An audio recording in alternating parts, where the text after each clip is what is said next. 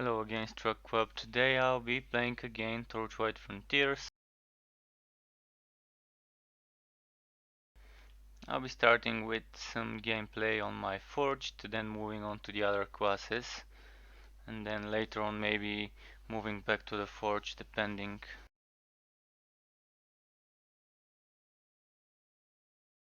So first of all, let's just log into the game.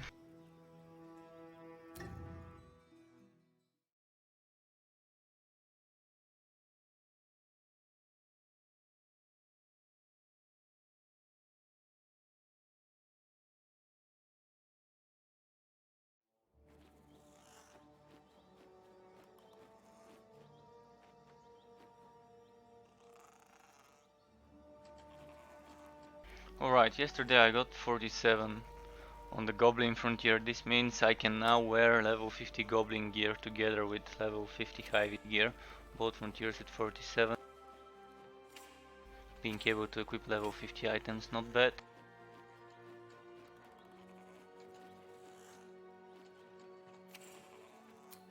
I'm gonna do a few high-vid maps. Let's start with two.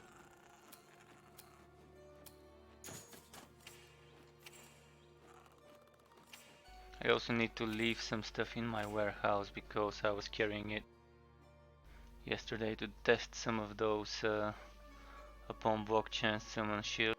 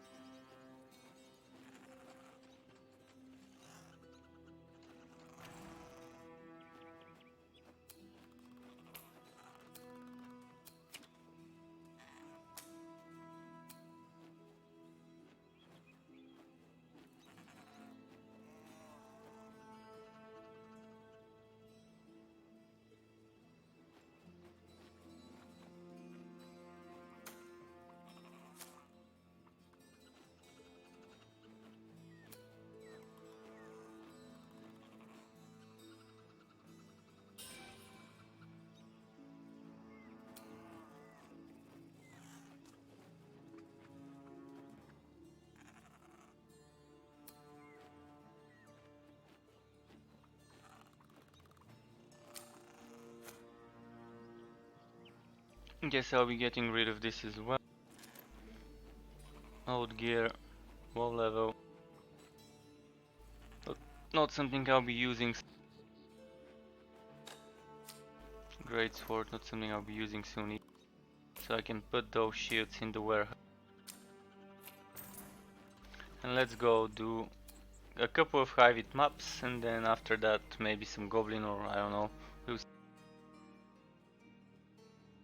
Normally do 4 maps, then move on to another character.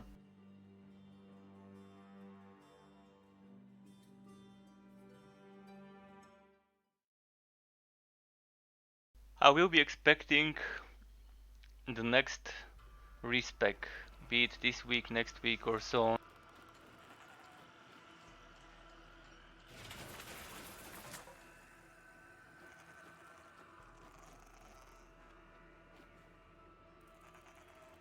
And with the next respec I will be able to try this Vortex Bomber build. But for now I really don't think it's any point to build around this skill, unless I have maximum heat.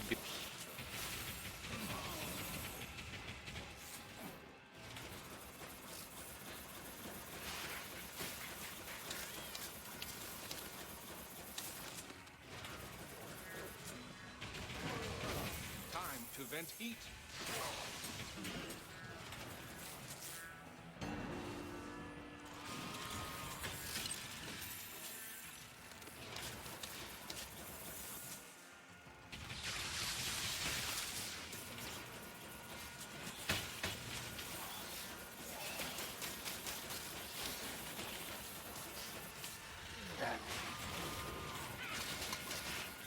Now I'm at the state where I really don't care much whether I'm 3 levels behind the maximum in each frontier or not, because I can still wear the max level gear of the front.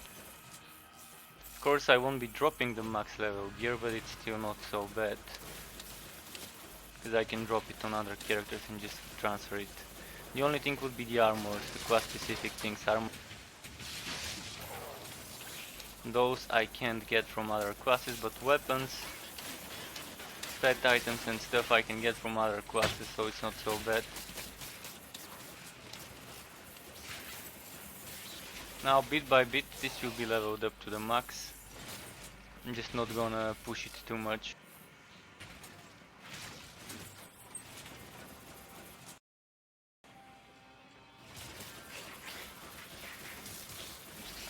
So I might as well log on Discord, let people know I'm streaming. I keep forgetting to do that.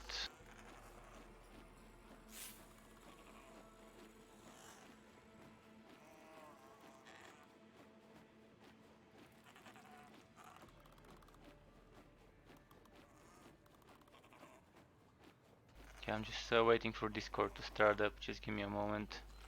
In the meantime, while it's starting, I can just... I'm gonna kill one more group. I'm not gonna take this shrine yet. Okay, let's go.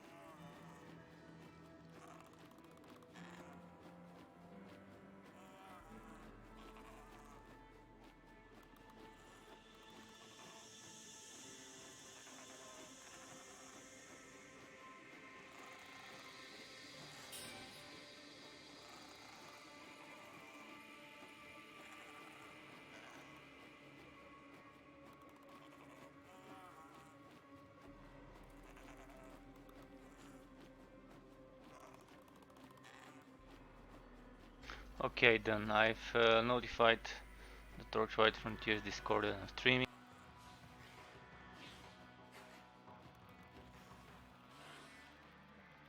Now let's take this shrine and let's move on.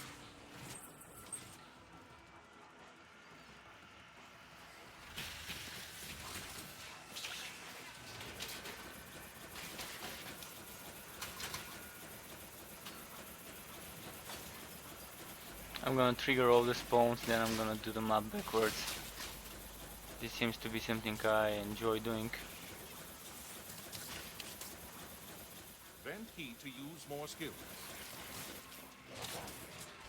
Not gonna do the whole map backwards, but at least half of it will be done backwards, so I won't be waiting spawn for that section.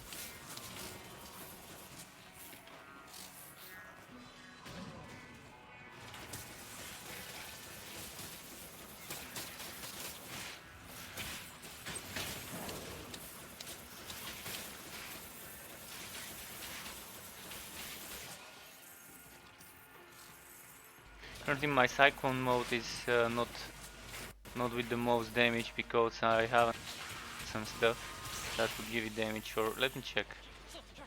Actually it is probably the maxed out cyclone mode. But my range skills such as rapid fire, this is 11, this is 10.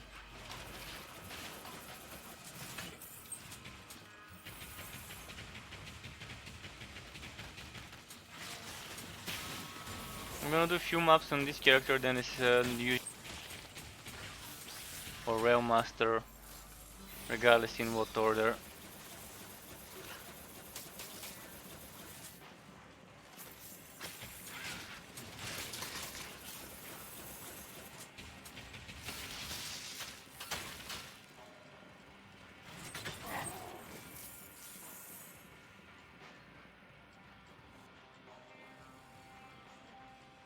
Okay, let's clear the final part of this map.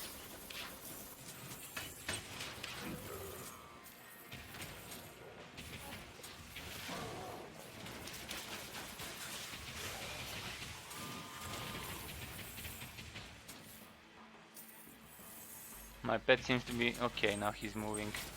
He was staying in that.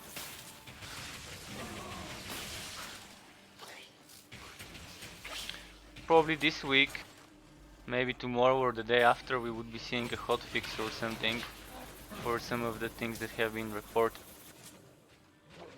I'm really hoping we would see a hotfix for the channeling skills and spell.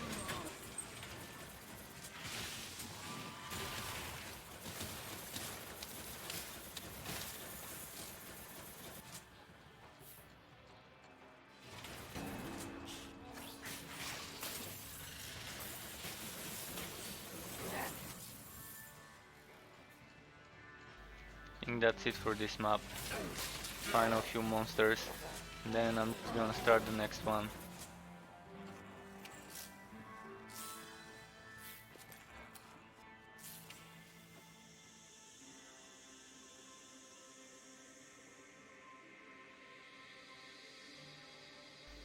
I just started it back to back and only to go to the town.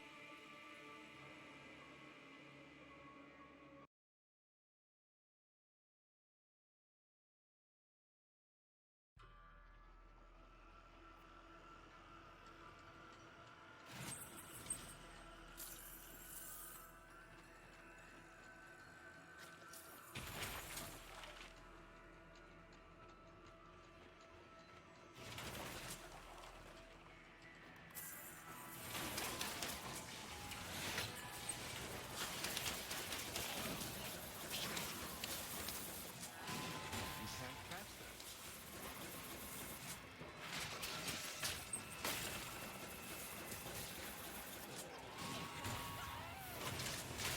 that. Nice, Might Shrine. It's perfect for Cyclone.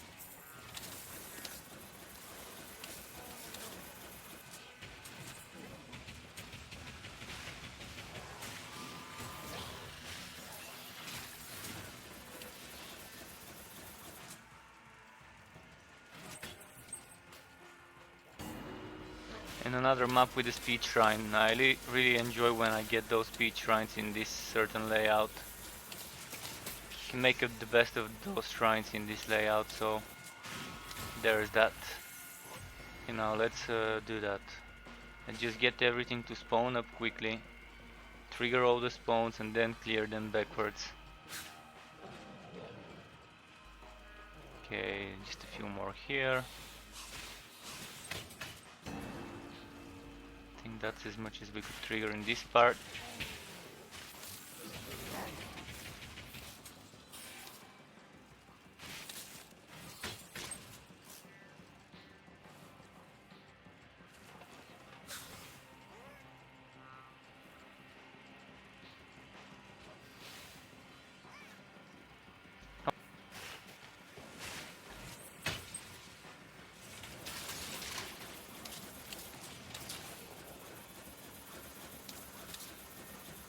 Now I'm just gonna clear them up backwards.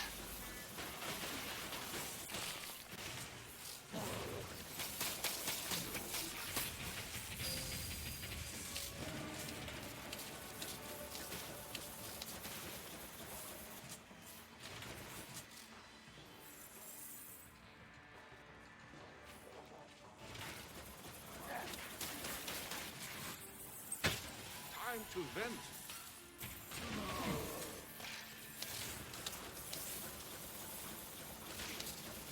So 2 speed shrines in one map. Talking about lucky there. And I also had a might shrine. So 3 amazing shrines in one map.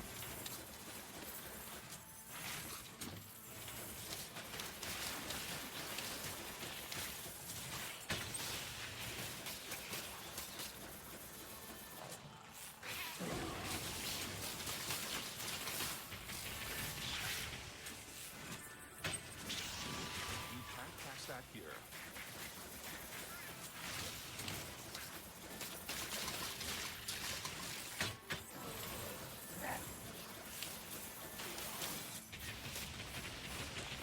Time to vent heat.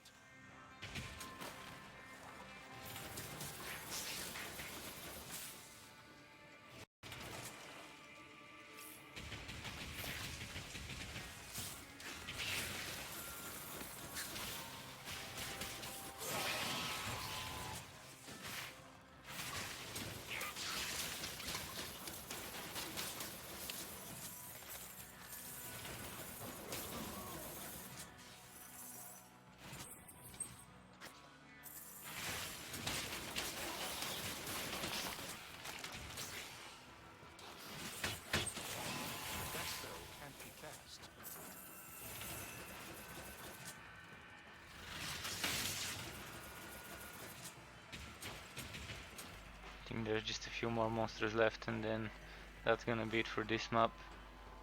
I can then do the goblin map I've got left, and then afterwards I can do one more that I'm gonna buy from the town, and after the fourth map then I'll be switching to probably the mage as normally.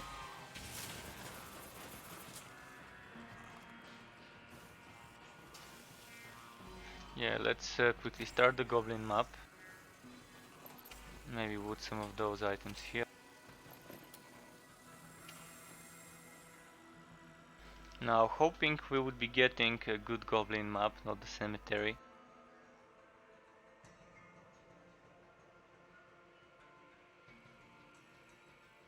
Even Eerie Grove is better than the cemetery.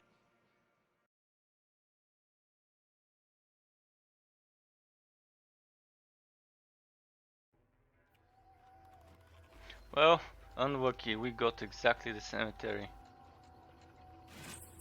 The graveyard shift of the maps.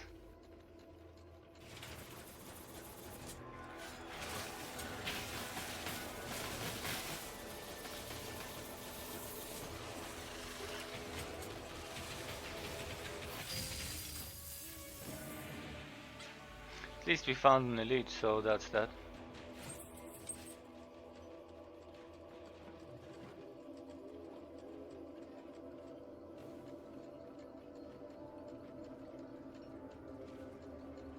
Not gonna even bother trying to find some extra spawns, I'm just gonna rush to the boss. Whatever I encounter on the way that's worth stopping for, I will.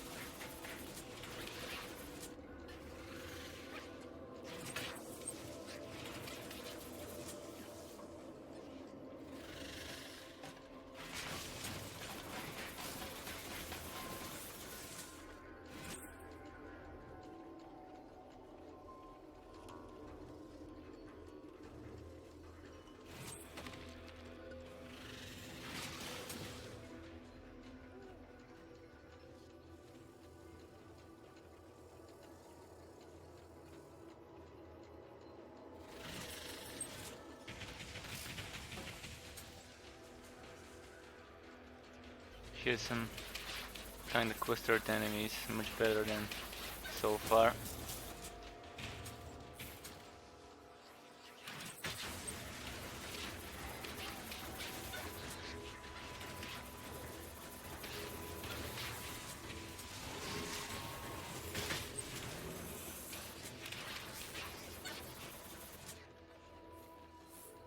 Should I even bother going here? Probably I shouldn't. Okay, almost there at the boss, so... Now those skeletons kind of went the other way. I was just about to go and meet them, then they decided to go backward. Oh, here's some more netherlings, nice, and a chest.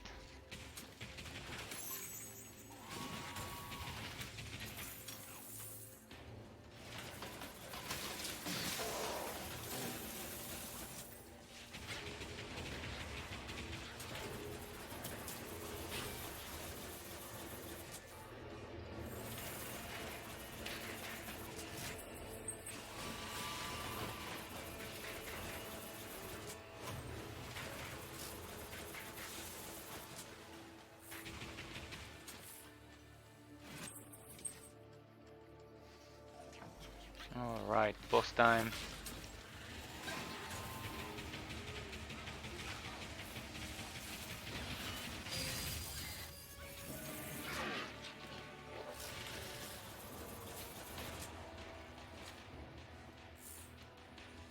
Why can't I? Okay, now I can. So this isn't anything special. Let's see the chest at least. There might be something worth looting. So now I need to go to the town, buy a new map. Fortunately I can't make a portal to the town.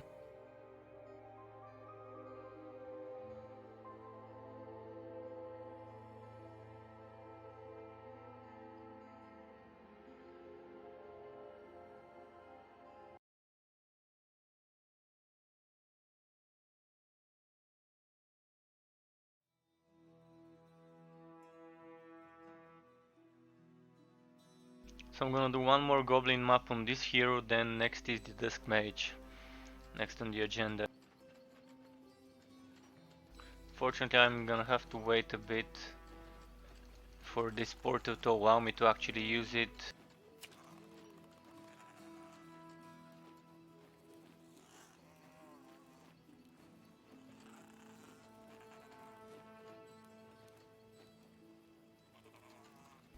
Come on, come on.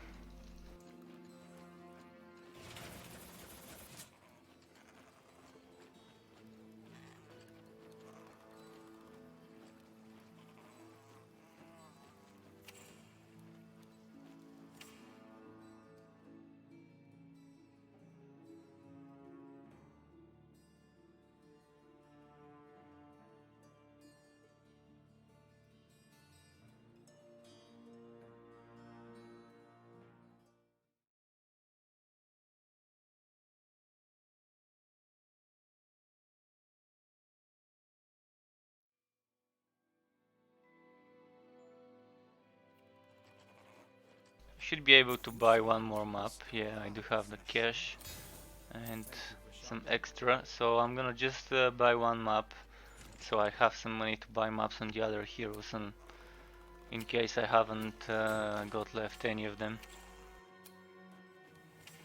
So there we go, one goblin.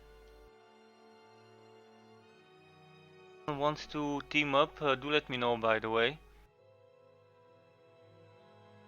Don't mind helping lower level characters. And it doesn't matter whether it will be in their level zone or in my level zone.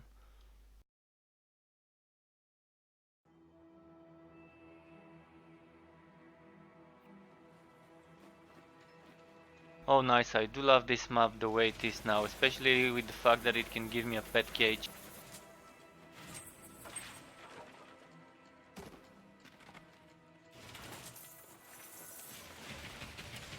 I'm still to see 3 of the pet skills, so 3 out of 8 I'm still missing. Weeks after the patch released. Actually checked the total playtime of me streaming this game on YouTube via the YouTube recording. Assuming I stream a bit more on Twitch and slightly less on Mixer, but on YouTube altogether it adds up to over 365 hours or so. Streams. Someone asked me yesterday how long I've been playing the game for, and I really couldn't give them an exact answer because there's no place where I can check my age, like a command /h or something. So at least my stream record, checking how much time. Of course I've played much more than the time I've streamed, let's say 20% of that time offline as well. Be it making build videos, recording for the build videos, me playing while not streaming due to it being too late to actually be talking and stuff like that. So let's say I've got like 450-60 hours maximum in this game. For the past 5-6 months or so since I've been playing. It was around April when I started.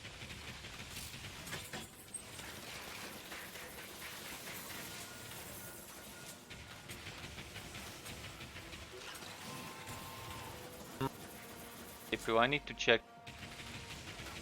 It should be like 6 months or so.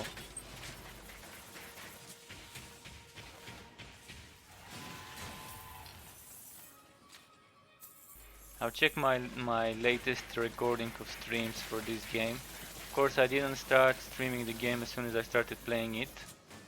Played a bit, then I decided that this game is actually what I want to be streaming. So let's say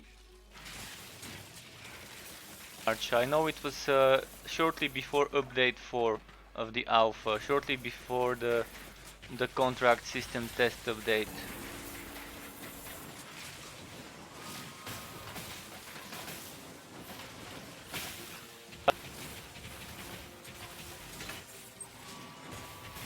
This into the history, into the dates of the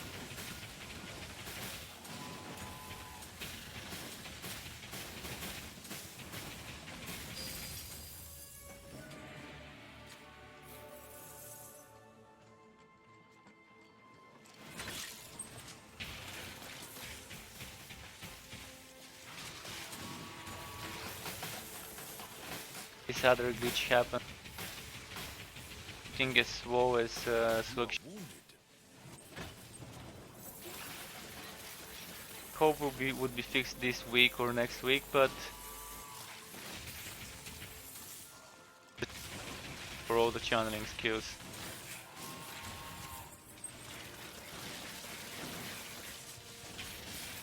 No wonder the enemies are dying so slow. It's a double HP map. Twice the damage needs to be dealt, of course.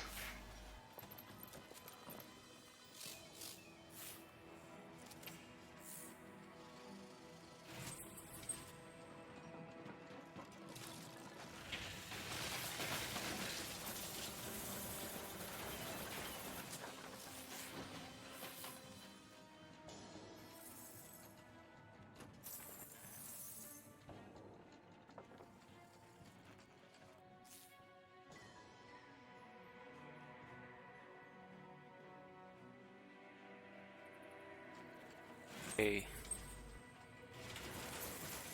Stage 2. Kind of very quick stage 1 of this.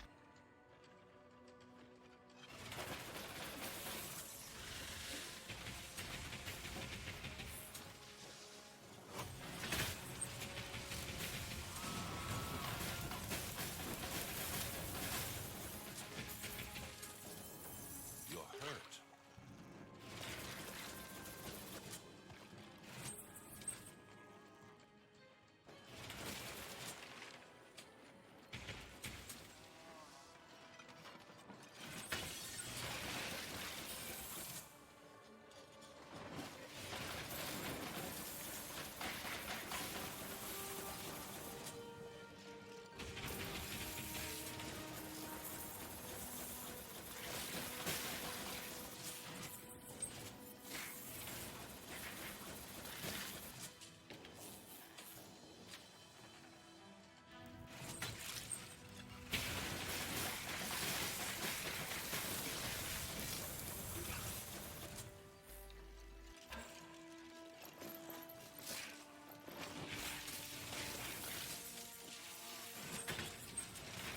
Putting some green and white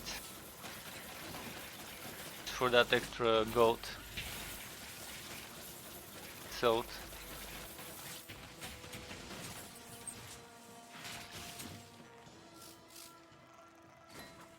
Your pet has run away.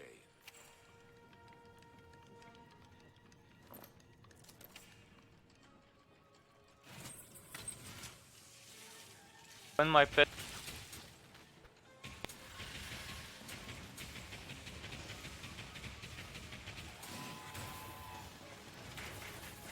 turns,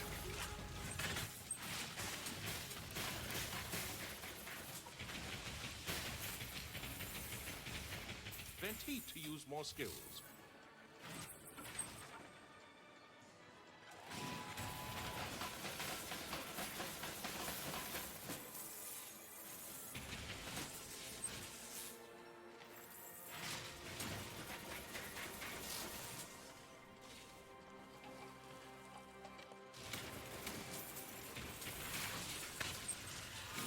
You can't use that skill.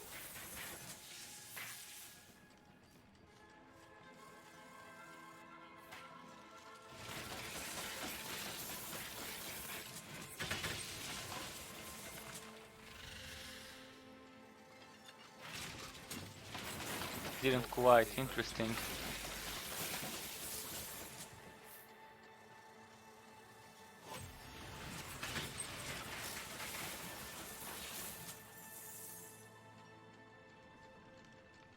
Pet wood should be getting pretty full. One more line. Immediately after it returns, so that I can cash in on this money with my other characters when I walk in them.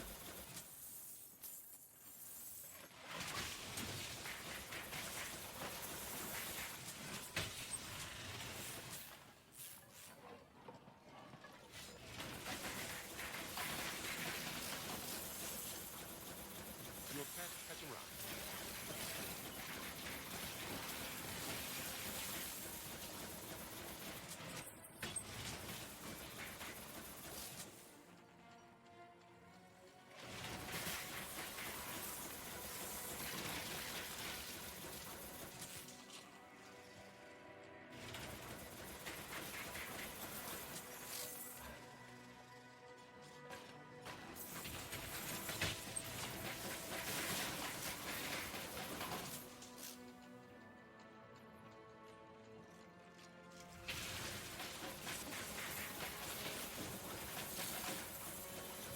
Okay, let's send him to the town.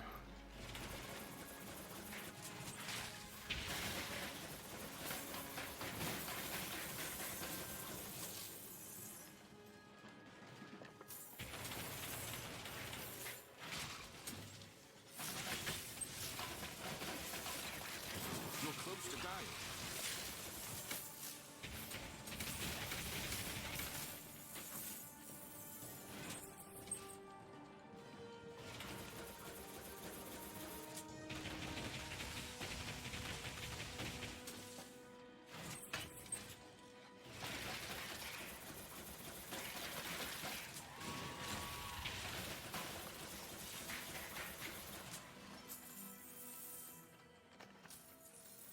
I'm gonna have to do this fight without my pet, meaning without my extra crit chance and my extra buffs. And since I need the XP, I'm gonna kill his underlings first.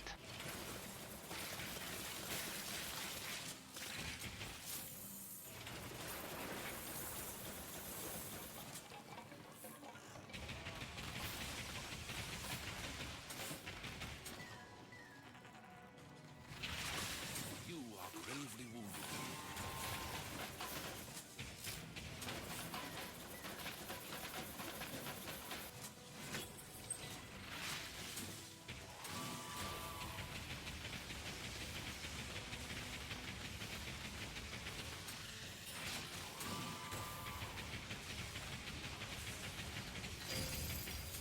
Even though the pet is supposed to be in the town.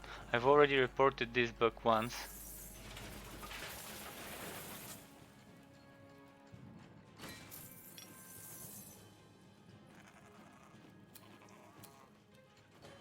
Okay, I already have. Your pet has returned.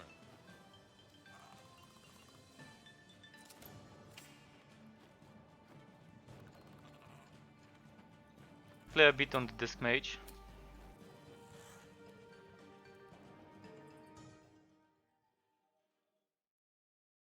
As usual, 4 maps on disc mage, then 4 maps on rail master, and afterwards whatever.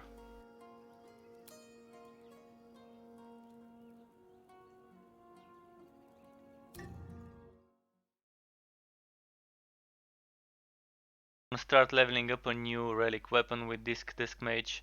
I think I've got a blood drinker that needs some leveling.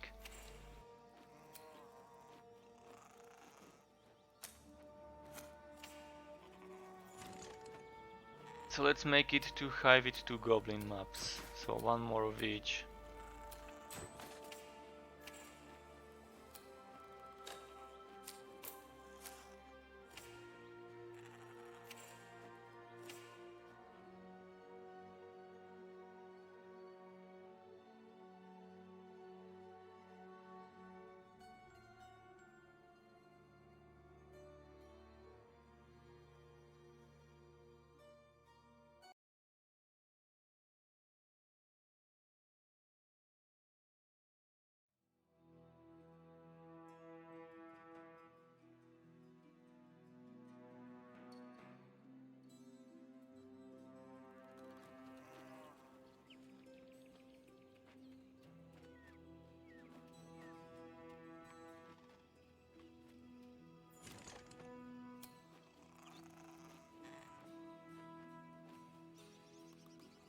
Oh, okay, actually I didn't need to come here, I'm already leveling up a unleveled weapon, whereas my Blood Drinker is probably in the Realm Master, the one that needs leveling.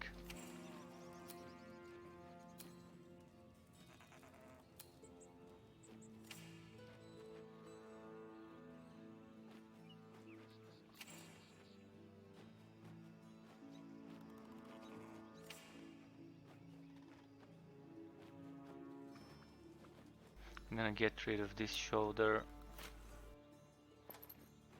get rid of some stuff here, it's just taking up a lot of space that can be used for something else.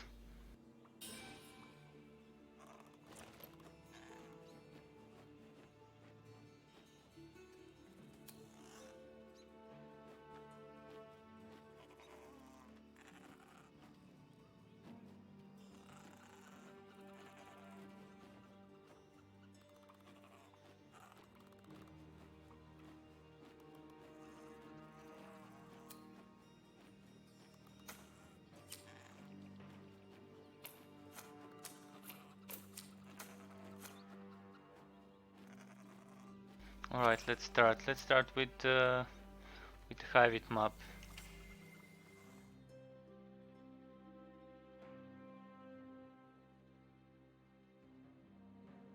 The two Hivit maps, then do the two Goblin maps instead of one by one, taking turns.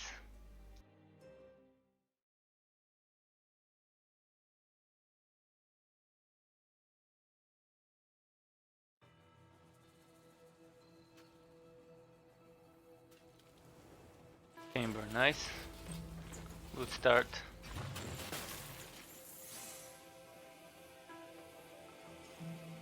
Wrong location, but here.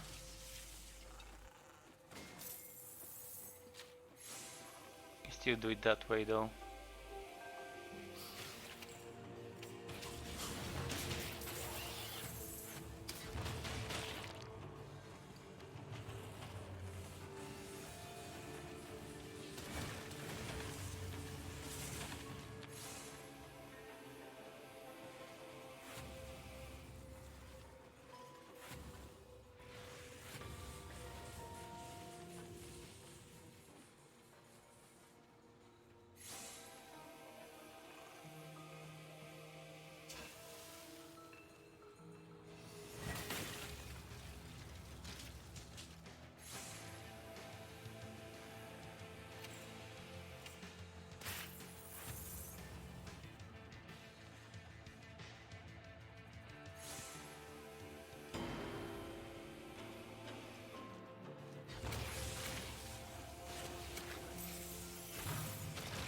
You need more mana. Great. Fast kills.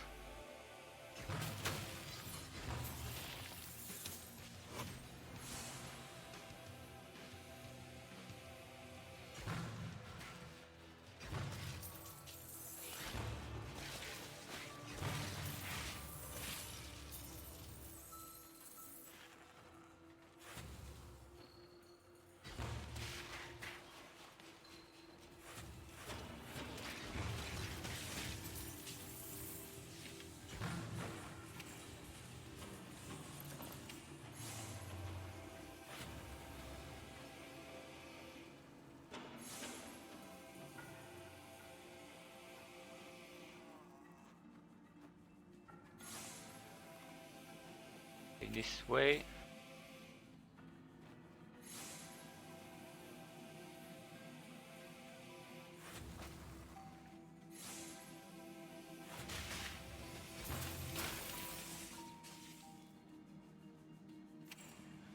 Okay, this way first, then.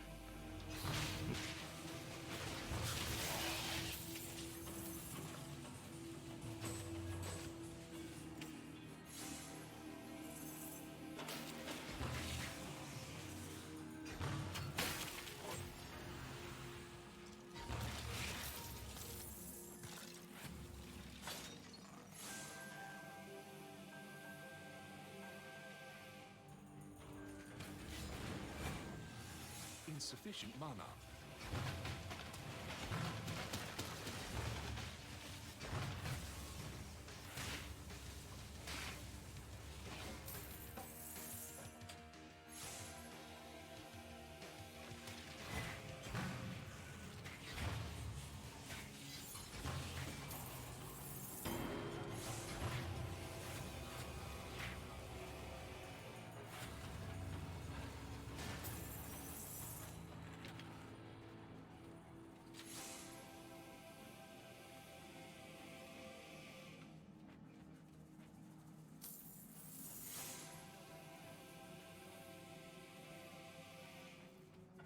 seems clear.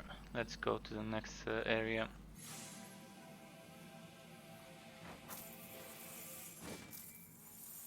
Yes, here, and some enemies. You need more mana. This guy there.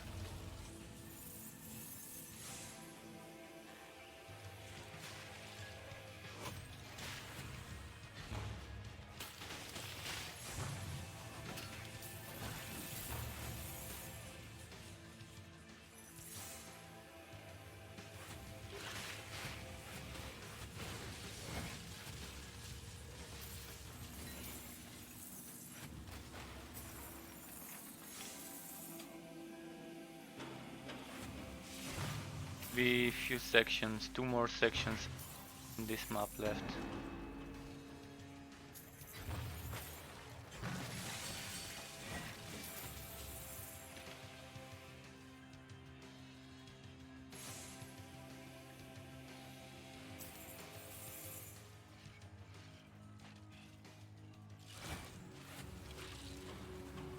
Too hasty with this Radiant Blast.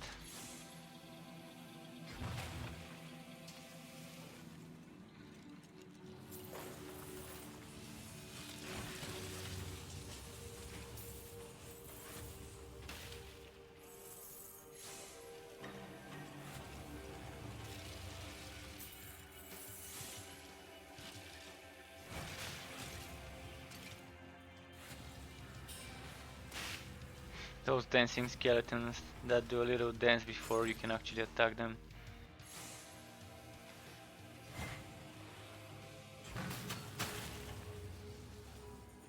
You can't carry anymore.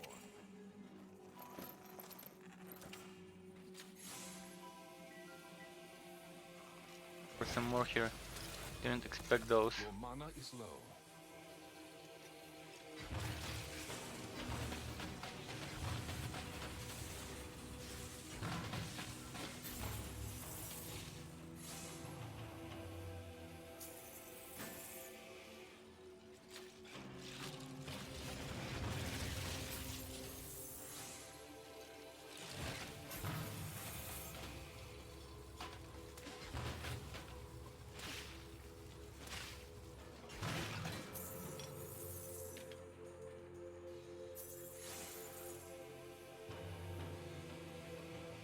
Here first.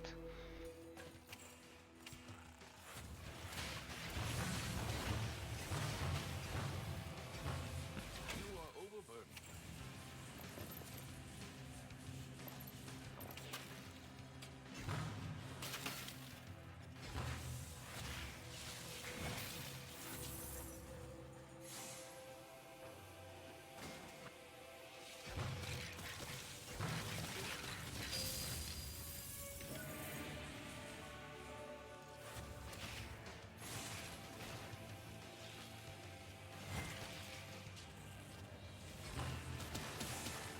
I was aiming here, it went there.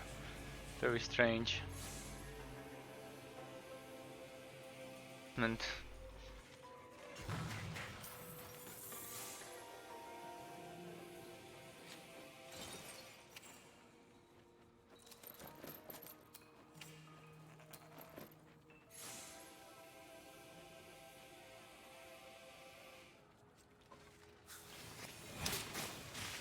Your mana is low.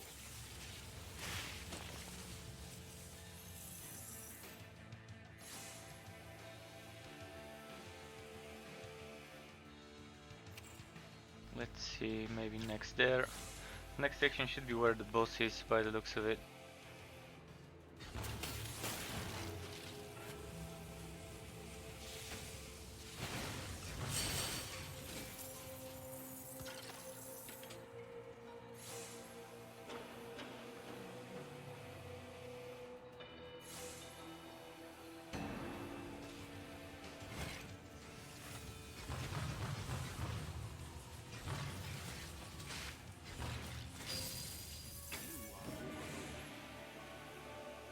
Already overloaded and the pet still needs 1 more minute.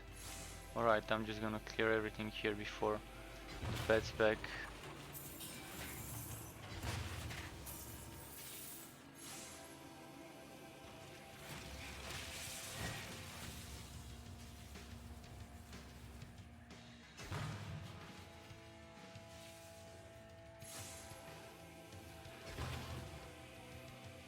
Gave no wood, okay. Now before I go for the boss, I'm gonna clear around here.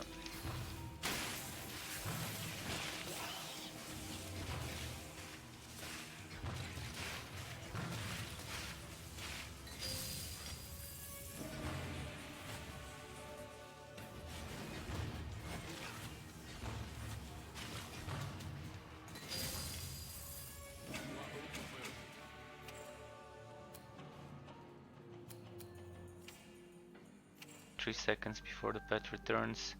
In the meantime, did I want this to be 10 or this to be 10? This to be 10 and this to be 5.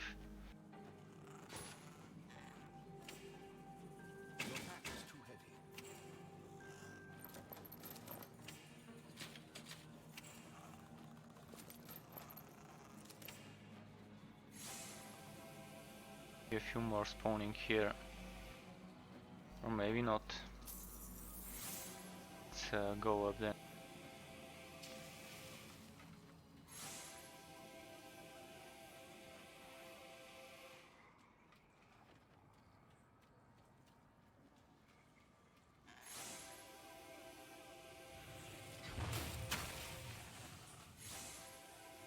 See if there's a final group of elites maybe.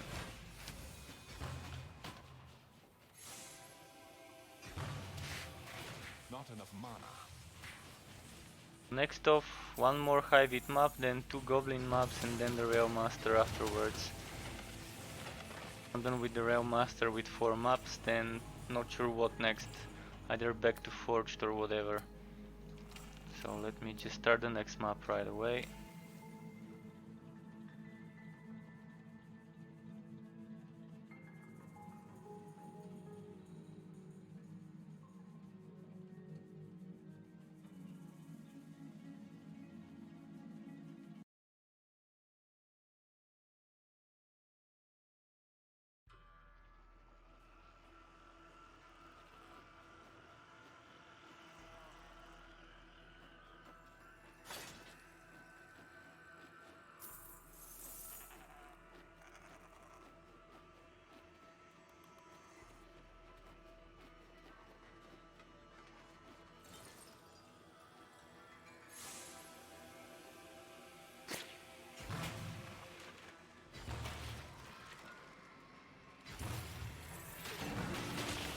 What map are we doing? Damage enhanced, okay.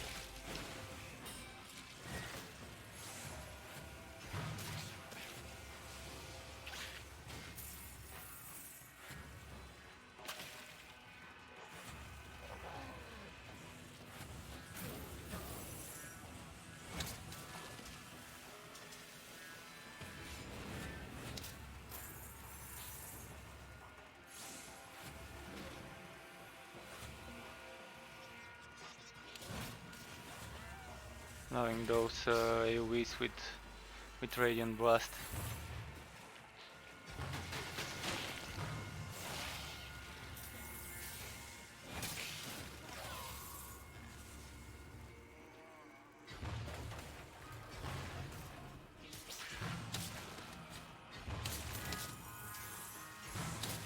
Survived even the Radiant Blast, interesting.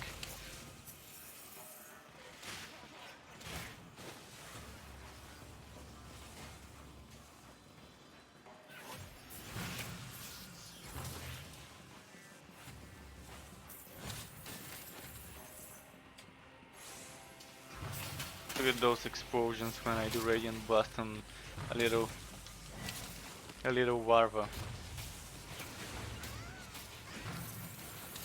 And when I stack up like a lot of those, blast like I'm about to do now, boom, all those squishy explosions.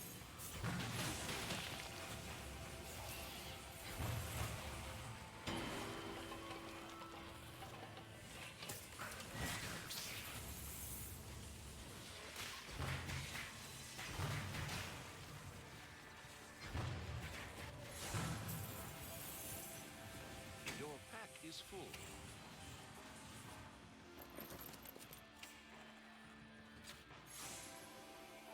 All that green wood Might have to send the pet in a moment. Get 3 more items, then I'm gonna send the pet. You don't have enough mana.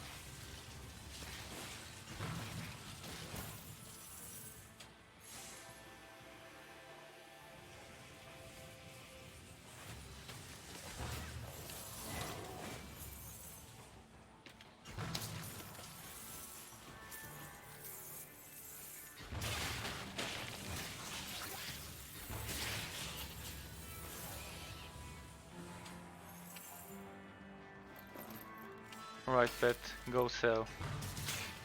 Give me money, pet.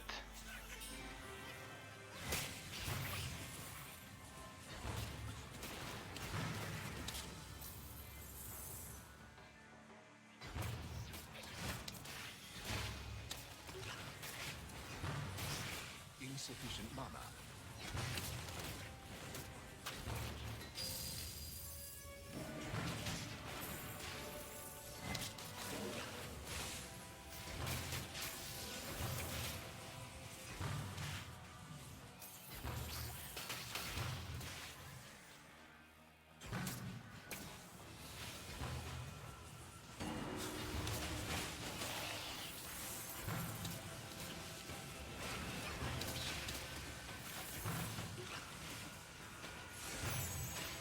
Your health is low. Oh, those are heavy. Those are heavy.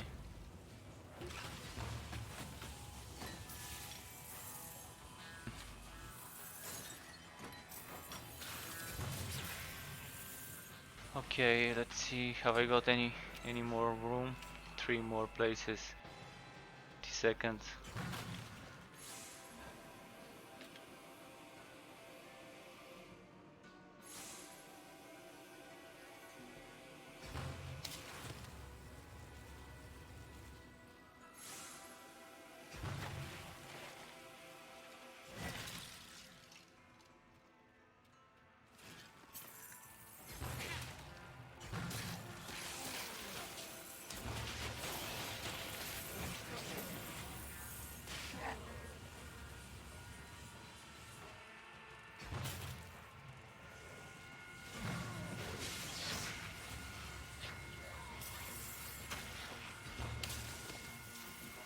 It should be coming anytime now. 3 seconds. Your pet has arrived. Okay.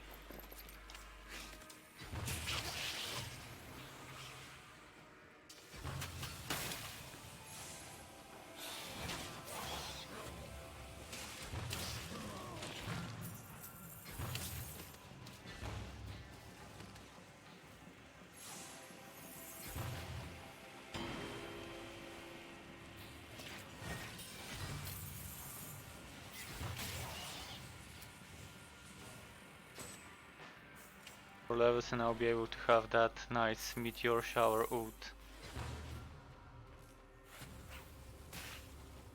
Come on. Didn't want to hit it. What I'm gonna do is what I normally do when I get that speed shrine. I'm gonna get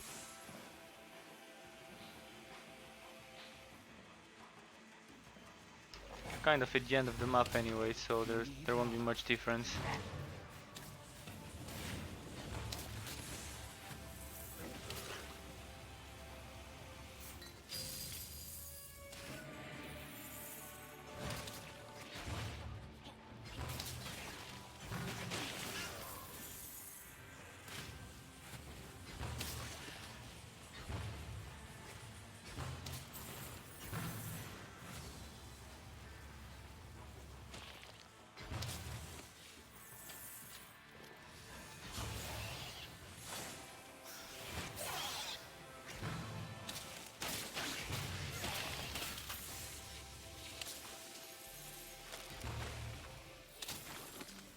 And I think that's about them. Maybe just one more pack. No, that's it. Okay, next map was a goblin map. Then another goblin map. Then after that I will be going on the Rail Master.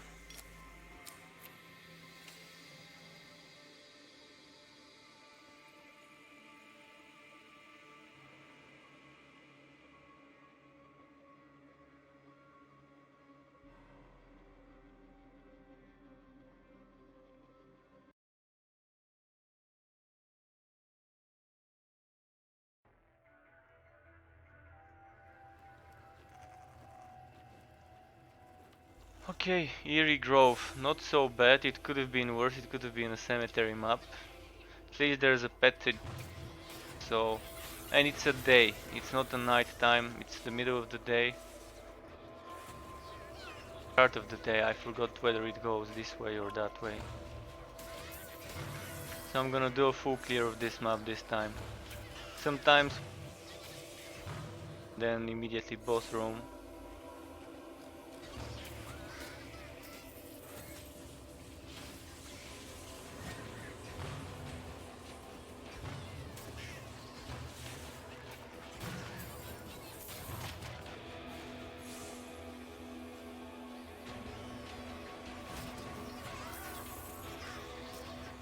Double HP map, okay.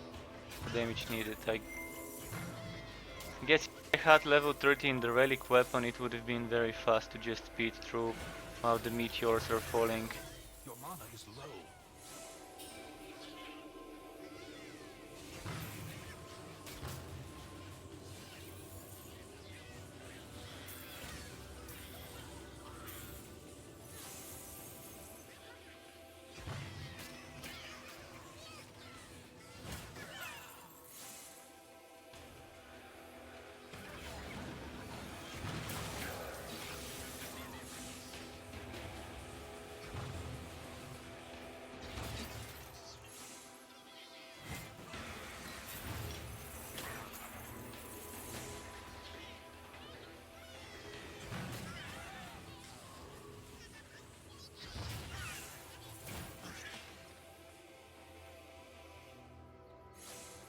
Getting there.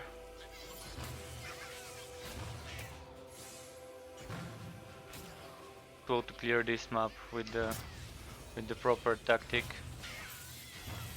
Just the backtracking is kind of annoying, but it otherwise the other option is zigzagging the map, and there's still a lot of backtracking.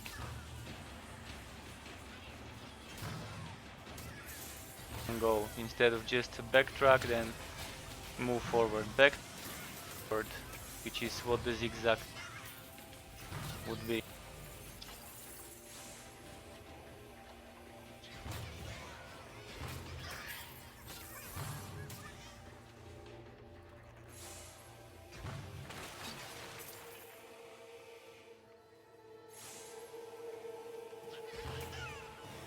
Now back where we came from.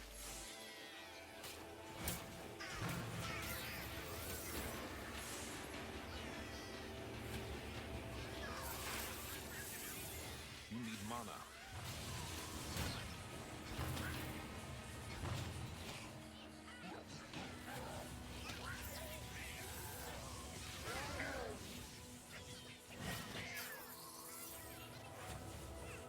Oh, this one survived, okay. There we go.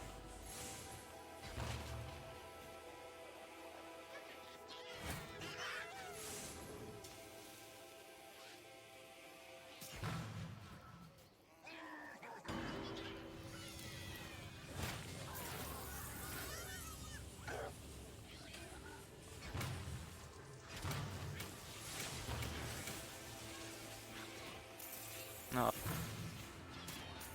wood box. You need more mana.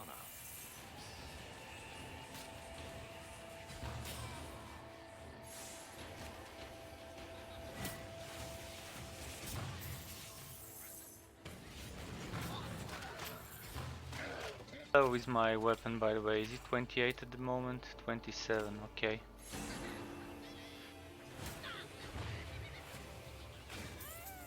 So 3 more levels.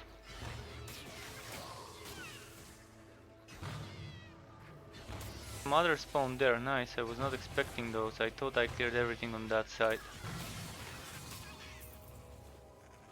Not I really need to queue everything, I don't really need the XP on this character. But every single enemy could be the one that drops that legendary you've been waiting for. Most of the legendaries I've got from trash mobs, not from elites or bosses.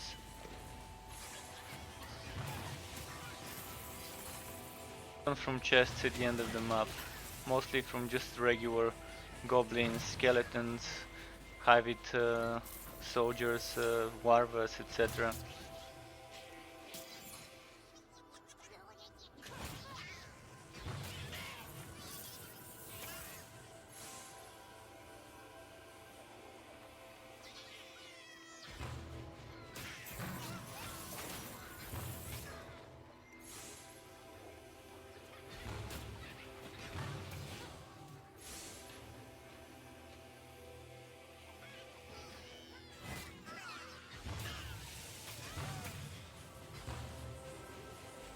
Now back to running mode.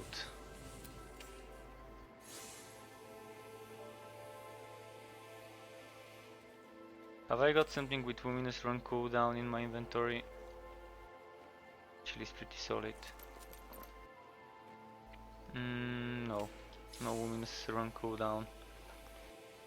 Should remember to keep with luminous run cooldown for cases like this where I actually need that extra 0.7 seconds.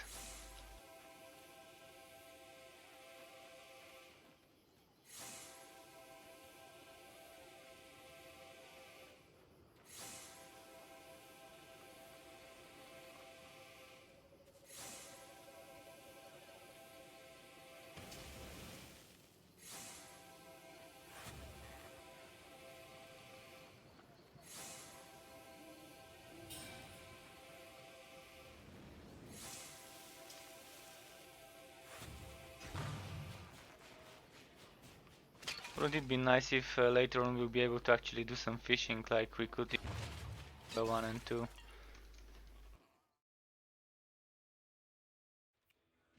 Fishing should be very low in the priorities list.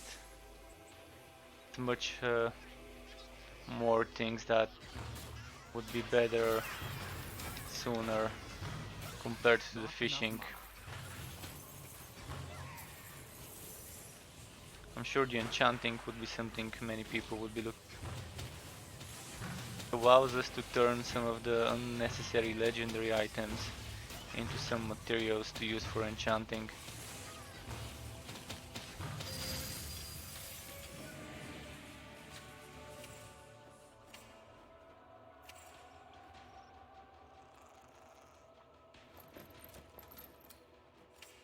Okay, one more goblin map, just quickly gonna check the rewards.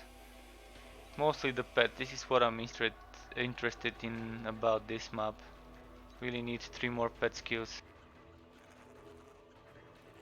Another I really don't need.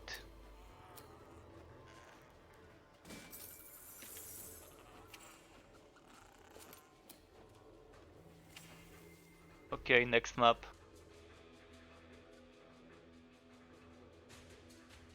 Maybe if we get the crypt would be a great map now.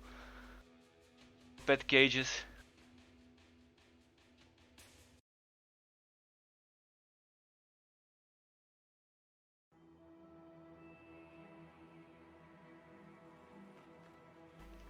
UEM, okay. Pet.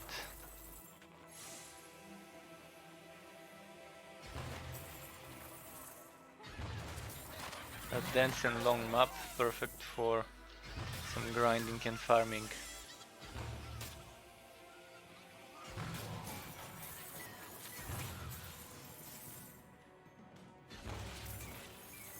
And I'm gonna say it again if someone joined in later. If you guys wanna know, I'm free for playing with other players, regardless whether it's your. I can take care of the monsters, you can. It doesn't matter, but if you're doing the low level ones, even you can do some damage and stuff.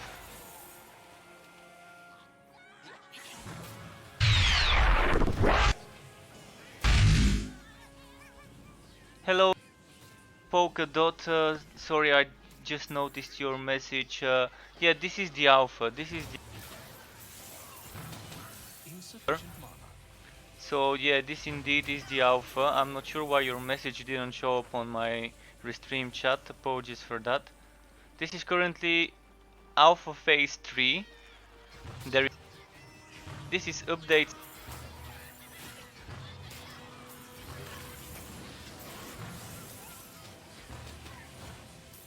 NDA since update 3, I think, or since the start of phase 3.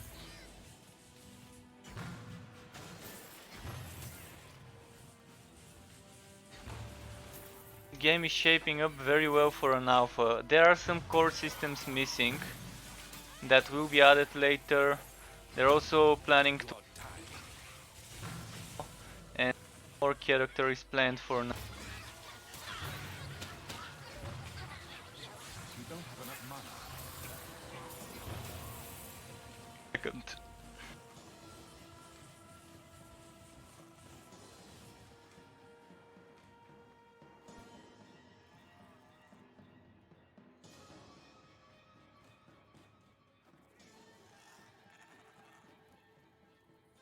Copy the link for all 3 platforms so the people can get the link. So if this, whatever is work in progress, adding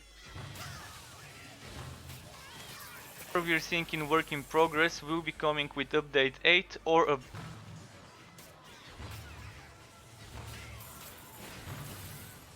is currently not set in stone when it will pro for the beta. So what we can deduct is that probably with the next update we'll be seeing the Torchlight Frontiers story update together with here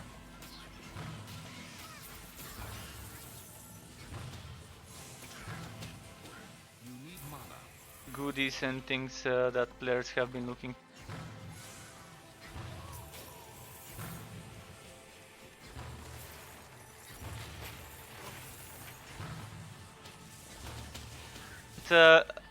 I'm assuming that for the contract system would be coming. It's currently not, but everything that has a code name, don't mind the code names. The code names are so don't try to think that maybe the code name is something. That's what I used to think before, just letting you know. They're just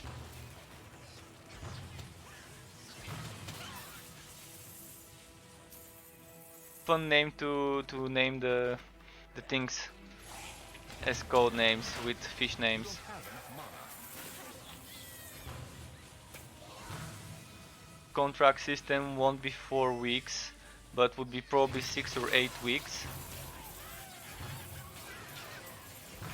Available for everyone to test, unless they probably buy it. If they make it free for everyone, like last time, that would be pretty nice.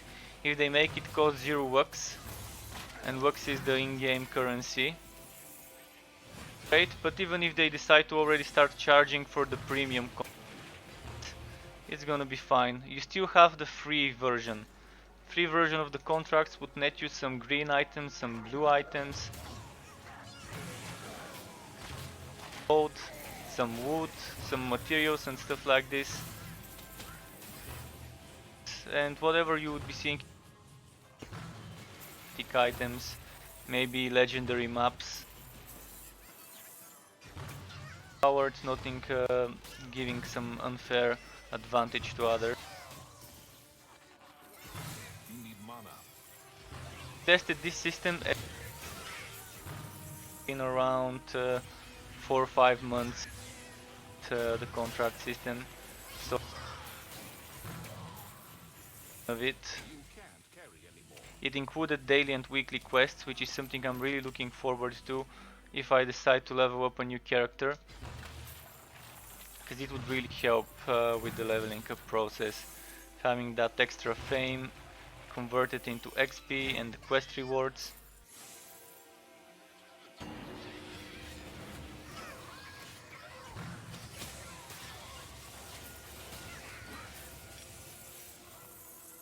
Looking forward to is the next frontier. The good thing about those frontiers are you don't have to complete frontier 1 completely before moving on to frontier 2, before moving on to frontier 3. So think of it as having act 1, act 2, act 3, but without having to complete act 1 to unlock act 2. I think you need to take your quest line around maybe 10 in the Goblin Frontier before the Hybrid, because you can keep getting levels in one zone then in another zone, which in turn would still give you skill points for the level. So people might get confused at first. They're saying there is no overall level up and it's split up. But yes, it is split up, but you still have a total level of 100. You're just deciding how you want to level up, whether you want to level up to Hybrid to 50 first, Goblin to 50 first, or whether you want to keep them simultaneously leveled up, like 1-2 levels here, 1-2 levels there. My ideal suggestion would be get this one to level 10 and walk, no, I mean get Goblin to level 10 and walk Hybrid, get Hybrid to level 10, then start doing a few levels in each. This fast and bonus skill points again. Keep pushing Goblin Frontier without doing Hybrid. You would be swallowing your first few levels in each frontier are very easy to get, and it would give you some skill points. It will give you some total levels, which would mean you would be able to max out some skills faster. By the time you get both frontiers to 30, 31, 32, you would be having enough to sort of have a full build.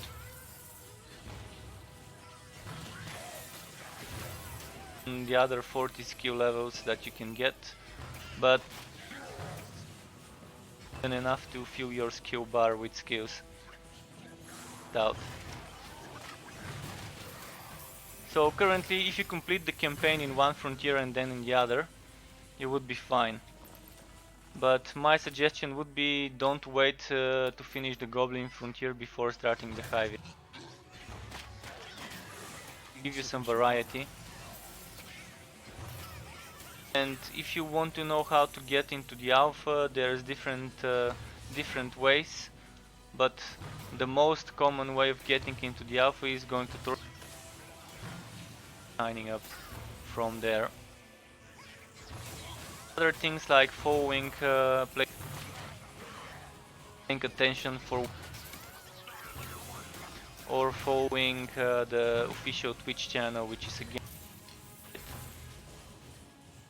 from there on the official Twitch channel. Hope to get an alpha key posted into the chat during one of the official streams, which are usually Friday 11 AM PDT, 11 AM Pacific time. But it's not guaranteed that you would be able to get a key there. It's not even guaranteed that thrown around in the chat. What is guaranteed though is that there will be giveaways in the big streams before each big update, so probably in a couple of months 8 is about to hit us, there will be a big stream with a Gleam giveaway. But make sure to check the official streams each Friday. This is around 7 PM UK time each Friday. Germany time for the Europeans that need some sort of helping convert 11 AM PDT. Last Friday there weren't any keys given away because the person who normally gave the keys was on a holiday, I think, or busy. Regardless, he was not on the that was streaming, was not someone in charge of those, so on.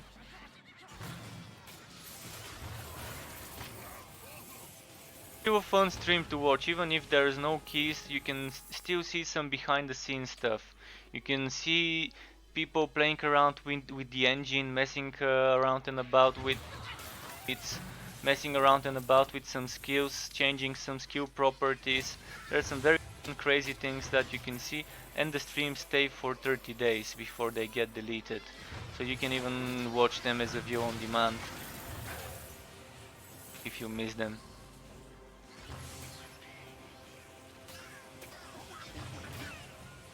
So after this map I'm switching to Railmaster. If you want to see the forged quest, let me know.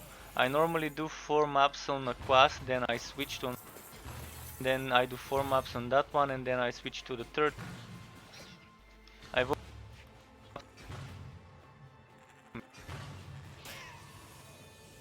So after this one, it's the You need more mana. new to the game and actually are playing it and want some build suggestions. I've got a few videos. I 7, the latest update. I've got like 2-3 videos per class. Everything there is to the current situation, the current skills that are available for each class.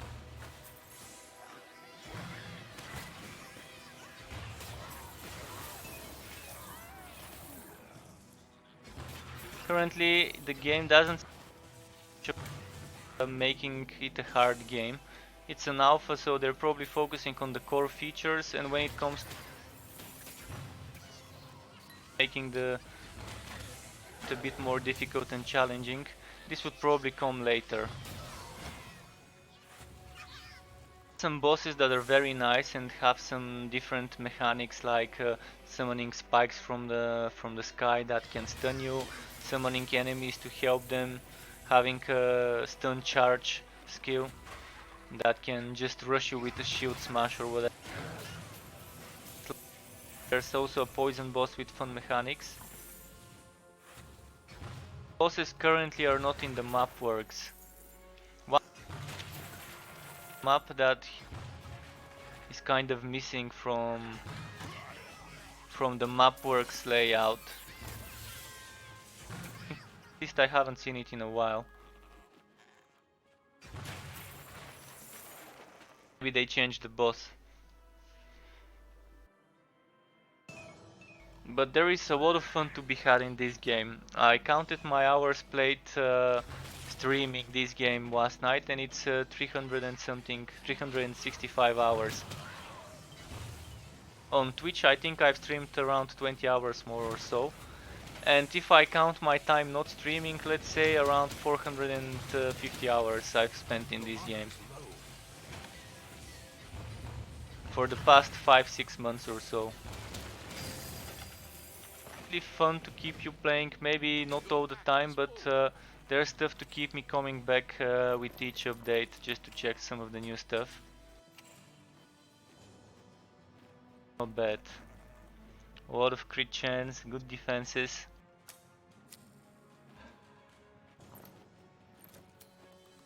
Okay, let me... oh, I forgot to loot this.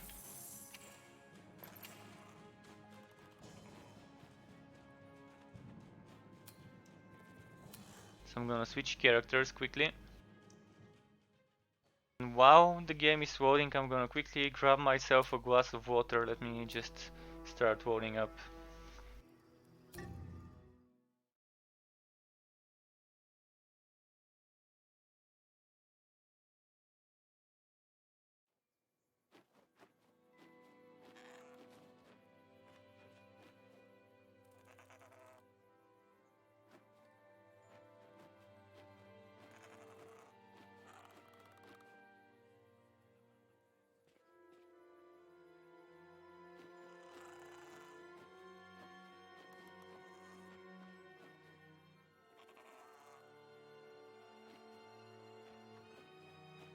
Okay, here we go.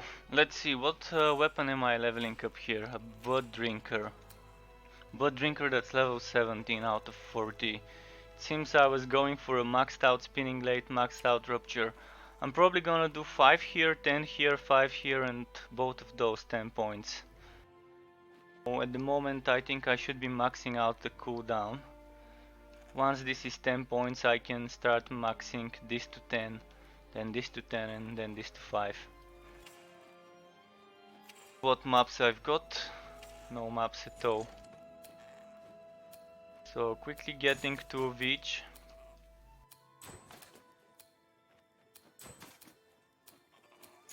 And again, if anyone wants to team up, if anyone needs help with leveling up or just with questing or whatever, let me know, I can help you. I can let you get some levels, and we both would be getting a wood bonus. We would be getting 15% gear luck if we play together. so both of us would be getting some good wood.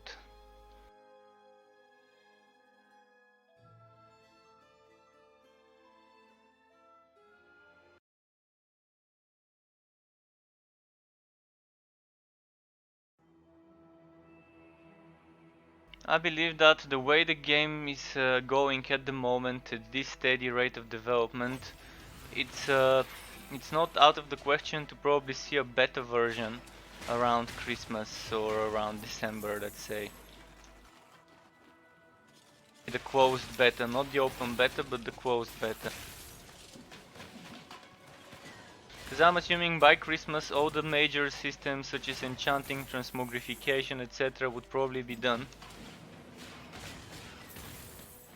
All of them, at least most of them would be.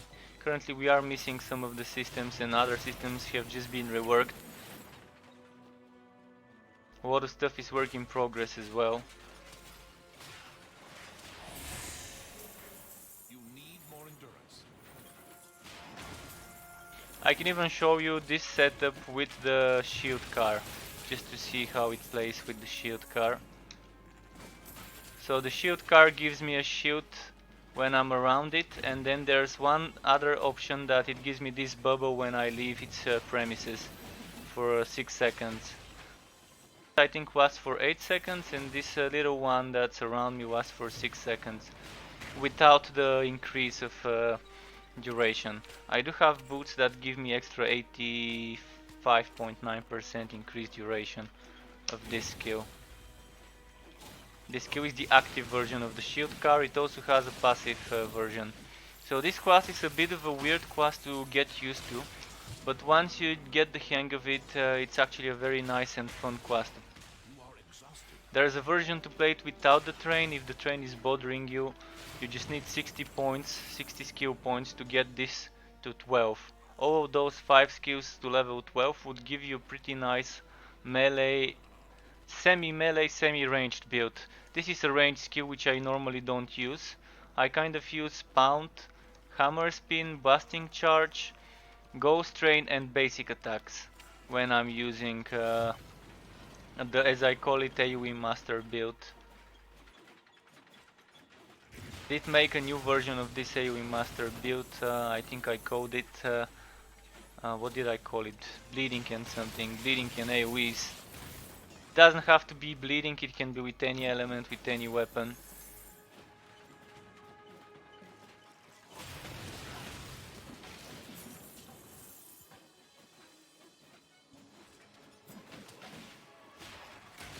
I do enjoy the train version though. Before update 7 the train seemed a bit wonky in a way that I think how it worked was, you see now I do the train but I can do hammer spin and it would keep doing the train. The tracks. But before if you use a skill it stopped placing the tracks down. So you had to keep spamming your buffer stop or whatever it's called, late track skill.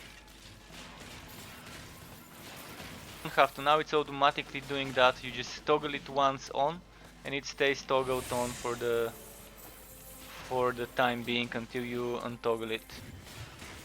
It's much more user friendly that way.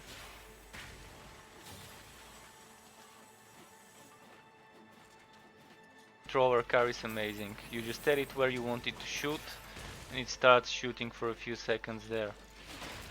You can stack the flames together with another element if you're using a poison or a bleeding weapon.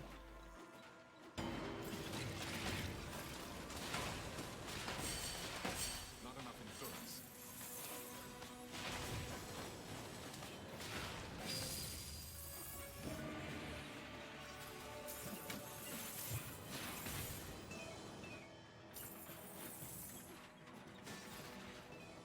So there's different different cars. So besides the shield car, I can use shotgun car. And there are limitations. First of all, you can only have 2 cars at the same time.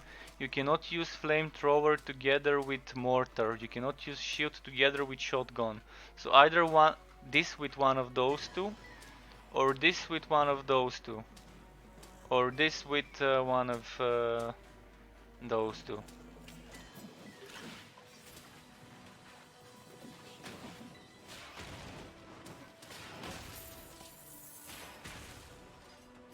Ideally, I would love for them to change it. I would love to see using mortar car together with flamethrower car.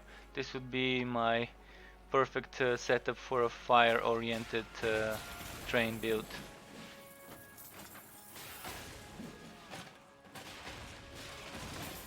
The mortar would give you some extra range and area placement AoE, whereas the flamethrower would give you like a channeled beaming burn.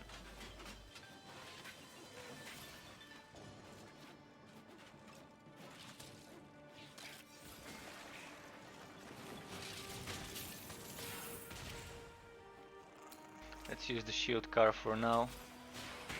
Boss, I wanna tank it, I wanna face tank the boss at the end, and this shield car allows you to face tank some enemies that would normally kick your ass. It gives a lot of nice damage reduction. And even if you don't focus on the defensive part of the build, you can just go all in the damage. You can go all in the damage, you can sacrifice some mods. Like this armor can give you, instead of poison defense, you can get something like, where is it, HP. Well, I can't show you right now, but you can get here, instead of where it says poison defense, you can get percent HP. This is something new that came with update 7. Like this one. Look at this. This one gives a base HP bonus. So you can go for something that gives HP and a lot of crit chance and crit damage. And sacrifice some defenses, but with shield car you don't really care about those defenses that much. You can kind of get that damage reduction from the shield and face tank some bosses and go all in with the damage.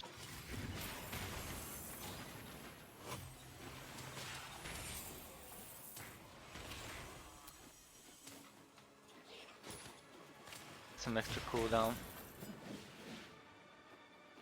The relic weapons that got reworked are amazing now the way they are. Give you an opportunity to decide how you want to build, whether you want to be using the skill that you can place in your skill bar, and each of them has one such skill, or whether you want to focus on some passive procs. So this is hitting a bleeding enemy has chance to do a rupture, and then you have things that increase the chance to rupture or increase the damage to rupture.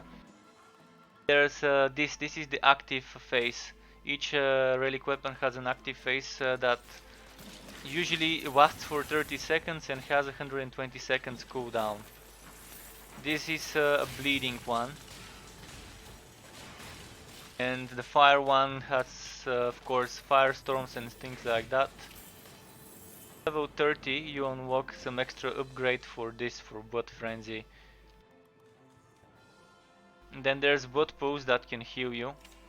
You would be seeing those little things on the ground that I can pick up. Things that can heal me. I'm gonna show you in a moment when it actually spawns one of those. Decide whether you want to go for a more proc passive oriented setup, or whether you want to be using the active skills of the relic weapon. So this is a little extra depth to the build making. It's not too complicated, it's pretty easy to learn the system to see how things work.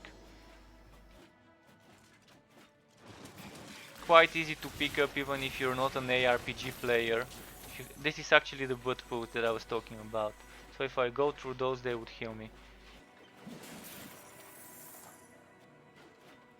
So you have 40 points and you can decide how to spend them. The only thing I have as a suggestion would be to not require to spend points into a certain skill to unlock them. Write it down.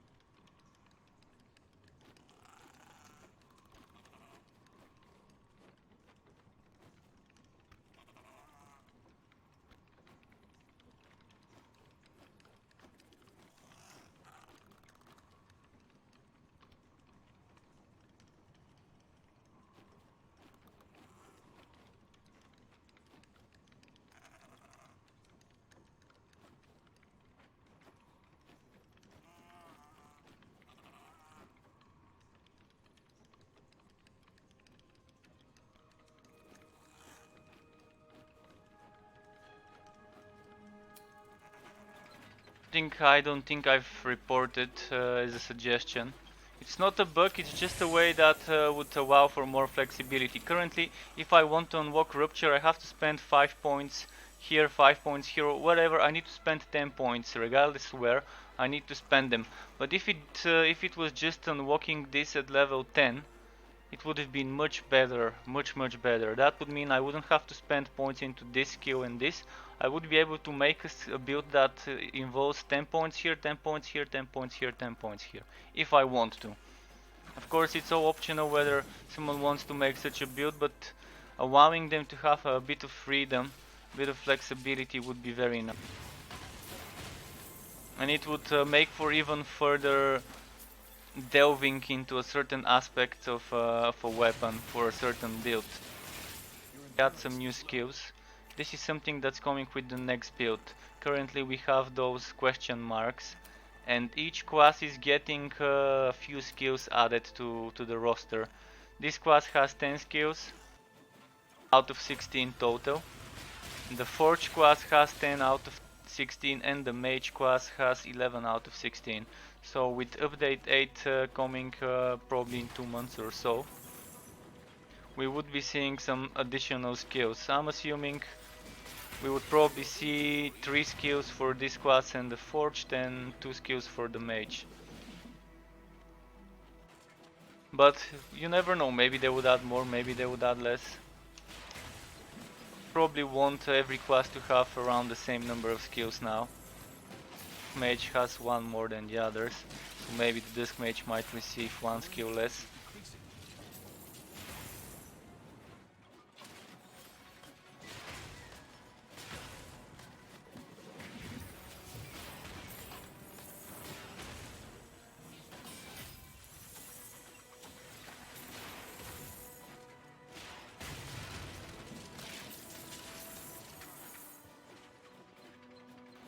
Feedback button is actually a great way to let the developers know of things you believe would be nice, regardless whether it's balancing changes, whether it's some weird ideas about new enemies, new items, new skills, etc.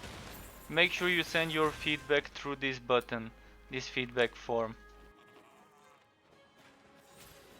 Immediately creates a ticket in their ticketing system called Jira. Ticketing system for internal purposes. So it sends a ticket there, and the Q&A team would look after the things that you've written. They would decide whether it needs to be escalated to a developer or whether it's something that needs to be sent to another person. If you don't want to do that, you can just email to feedback@ector.com. It would send this to the exact same people who are reading this feedback.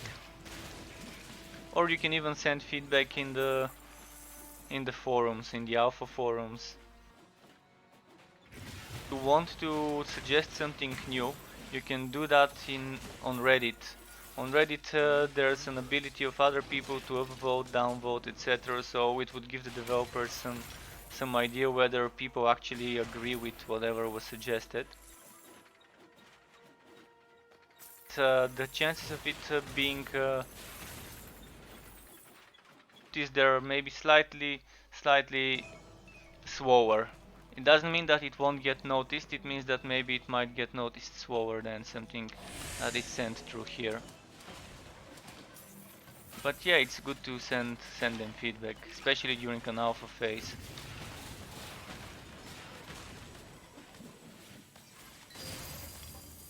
Yeah, he barely took any of my HP. I kinda forgot to kill his minions though. My pet is full. Not really good, but okay. This is a nice piece of legs. I really wanna see what they look like.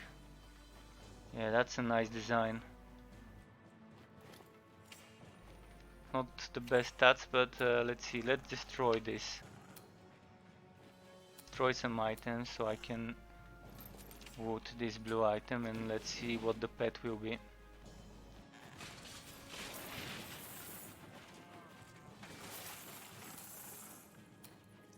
This is how you win pets. Currently the pets have 8 skills. This is work in progress, they would be getting more. You have the ability to pick one aura, whether it's crit chance, running speed. Regardless what you pick, you can only have one aura. You can have as many as you want buffs, but the limit is 4 skills total. Those are buffs, the pets cast them themselves automatically, and this is a combat skill, which is a stun currently. We only have one combat skill, 3 buffs, 4 auras to pick from. And you save the pets from those pet cages after killing some bosses on some maps. I'm gonna start the next map now. I'm gonna send the pet to the town to sell some items.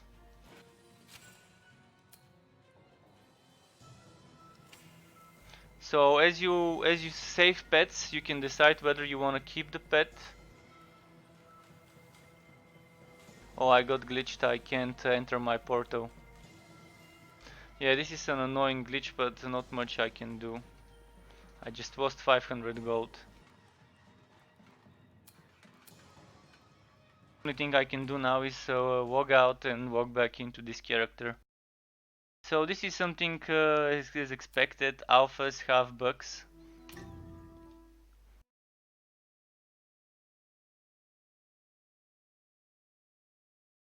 I was saying about the pets, you save them and you decide whether you want to keep the pet. If you keep it, it goes into your pet shelter, which is a building you can craft in your fort, in your base. You can decide whether you want to swap your current pet with the one you've just got, or whether you want to release the pet into the wild, which would mean you won't be able to get that pet anymore. Celestial boots, I would pretty much love to keep those for the model. See you next time. Okay, let's get another map because I lost one. And if you're wondering what this base I was talking about is, it's this fort. Everyone has one. You can visit your friends' forts if you're in a party with them. And here is where you handle some things like crafting materials from tier 1 to tier 2 materials. You can craft relic weapons. Store your gear into shared stash. You can store your gear into class specific wardrobes.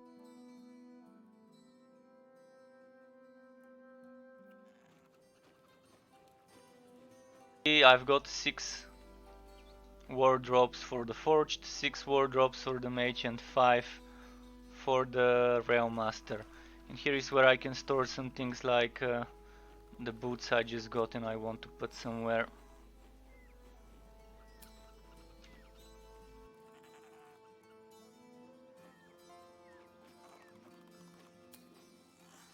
Swap all your gear. If you're swapping between one set and another, you can do that via the wardrobes, or you can just store some items like that. I just wanna find something that has an empty boot slot. This one.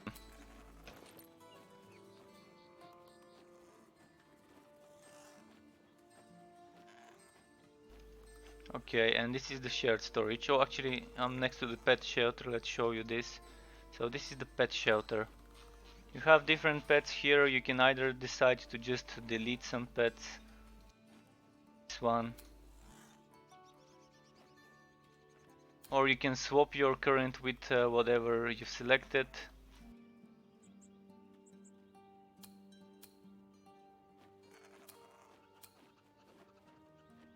So some pets are basic and you can buy them just from the NPCs in the town, but things like the drake and I believe the wolf as well are kind of rare. They are new, so those I think you kind of need to farm for them. So this is the shared 3 spots. And then later on you can unlock some more stash space, either from this place where you buy them with real money, or from some events like the contract stab.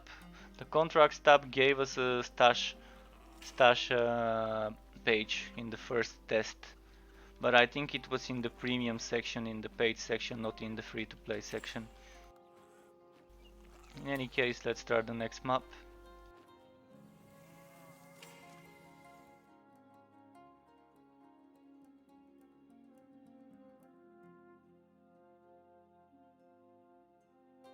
So I'm gonna do one more goblin map and then 2 Hivit maps.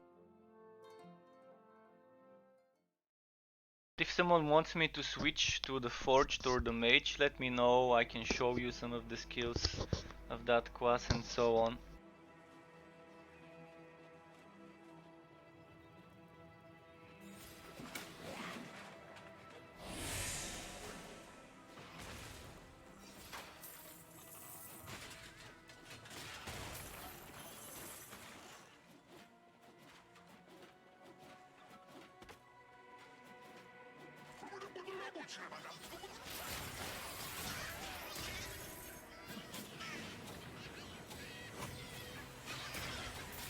Got the same, no, not the same, we got upper excavated mines. Earlier it was the crypt.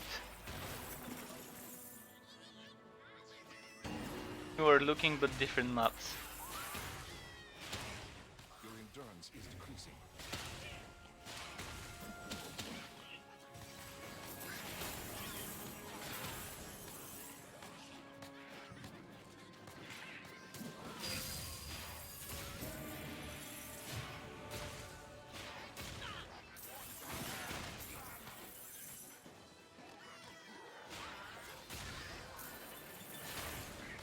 Great combo for this build would be starting off with Dynamite, then the Spinning Blade afterwards. Because the Dynamite, the Busting Charge would apply vulnerability, make the monsters take extra damage. And then with Spinning Blade, you can just apply bleeding, let them get some damage over time. If they don't die right now, right after casting Spinning Blade, shortly afterwards they would either die from the bleeding or whatever falls next. Boss or whatever.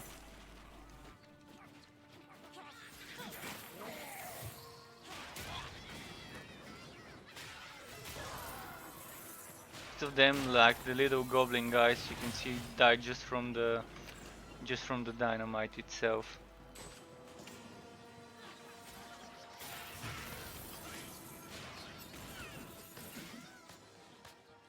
Want to see another relic weapon? I can show you the fire and the poison ones as well. Not enough endurance. All of them maxed out. I'm just leveling up some new ones with different skill setups for different builds.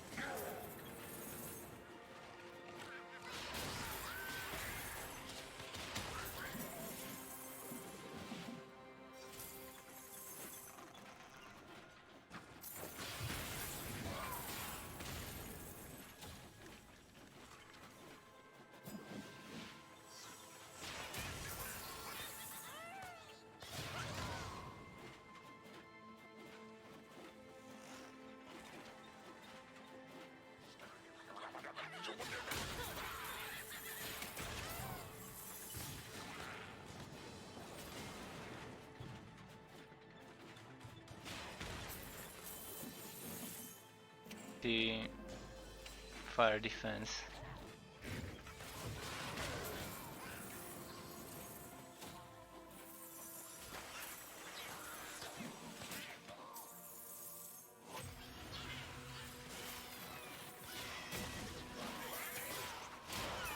See the tempo, the pacing of this game is not like your typical ARPG where everyone is just speedrunning, killing a whole screen of monsters with one skill.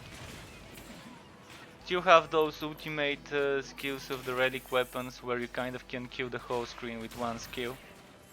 And spam this, those are, as I said, 2-minute cooldown, 30-second duration. you can get items with around 30%, 35% reduction to the cooldown of your relic weapon. So if you want to go for a build that centers around something like this, like the active relic weapon skill, this is possible, and there's also an option to prolong this 30-second duration for each kill. So you can prolong it with a few percent after each kill, and if you keep killing, you can keep getting this duration boost.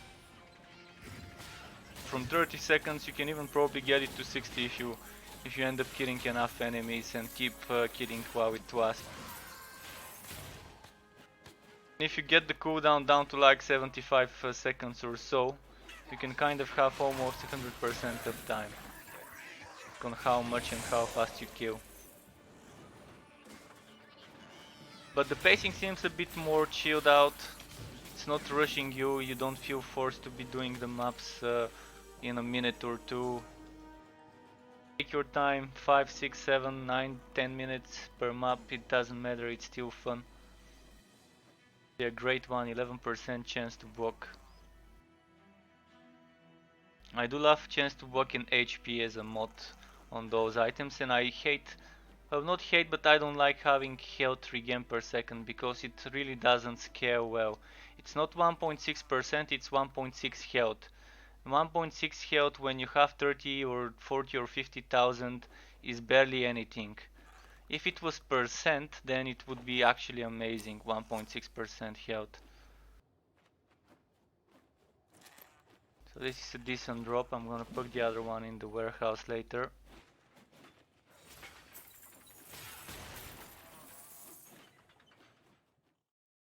I do love having a chance to walk on my pets. It's more useful in my opinion compared to some stun resistance or some extra HP. Not getting hit means it's better than HP in my opinion. If you can get it to 12%, so far the most I've got is 11%, so probably that's the limit. But you never know, maybe I haven't been lucky enough to see something over 11% chance to block. Even 11% is nice, 10% of the time your pet won't be getting hit, so that's more than enough. And you can put something like this one. Aura that gives you and the pet another 10% chance to block, regardless whether you're using a shield or not. So that could get your pet's chance to block to around 21% with such an item. Have a pet that is healing, you want the pet to stay alive so it could keep healing you. You can keep healing your pet with your potions. So even if you don't get healed, or if you don't need the healing as much as the pet does, it would be nice to heal him. The problem that I encountered, and I've already sent some feedback about it, is when your HP is full you can't heal your pet. Even if your pet needs healing but you don't, you won't be able to heal him because when your HP is full you can't drink potions. And this is probably a leftover script from before we were able to heal the pets with potions. So this script needs to kind of be reworked now and put up to speed with the new pet healing system.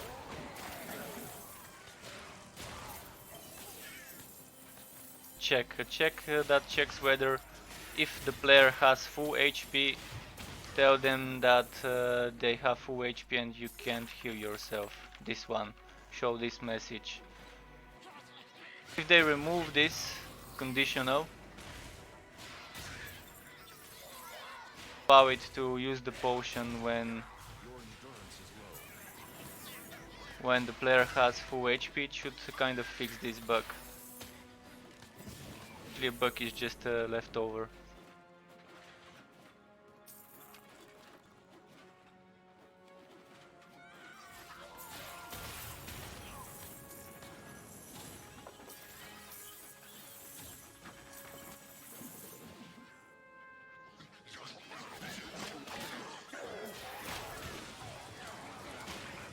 Look at this, amazing, look at how many monsters.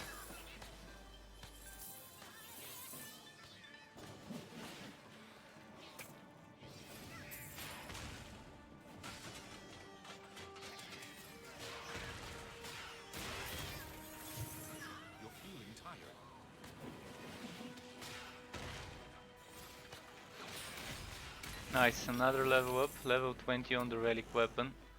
Gonna get another 0.3 second cooldown reduction. So 2 more levels and I'll be at 3 second cooldown of spinning.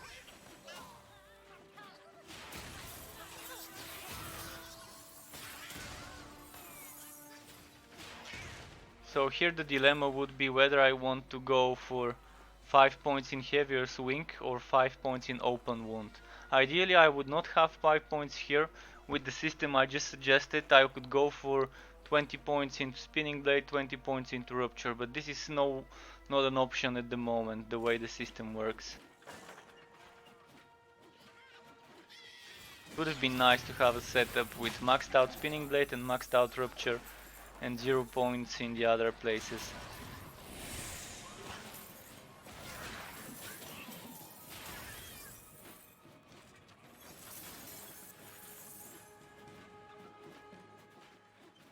Okay, let's go into the dead end first.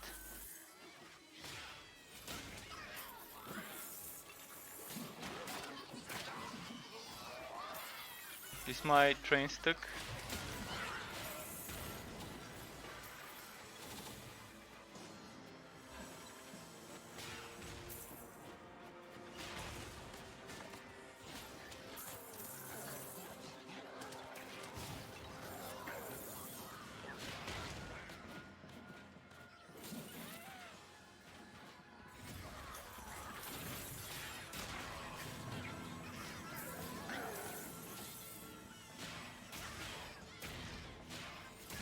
Not enough endurance.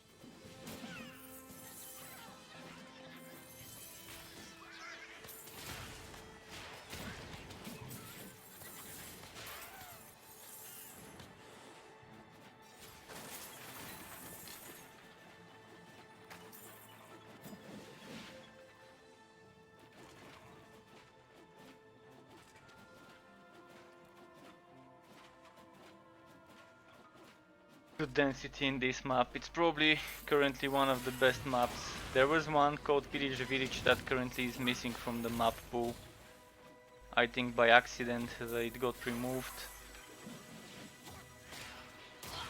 Hopefully they would bring it back soon. It was a great map because it was an open zone, it wasn't a dungeon. And it was like a village of goblins that you can just run back and forth, up down, forwards, up down, forwards. Clear, and it was filled with monsters, filled with goblins, and very good XP could be gained into this map.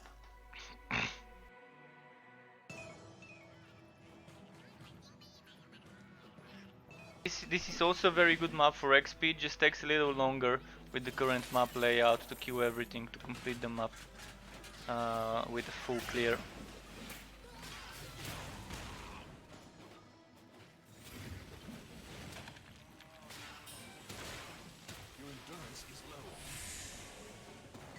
Attacking, okay, train. No, this is better.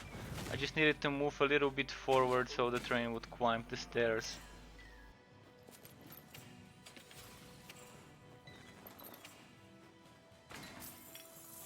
I need to leave this legendary item into my inventory. I think I already have a voltaic hammer, but I wanna see whether the one I have was with crit chance. I'm gonna go to the fort before starting the next map.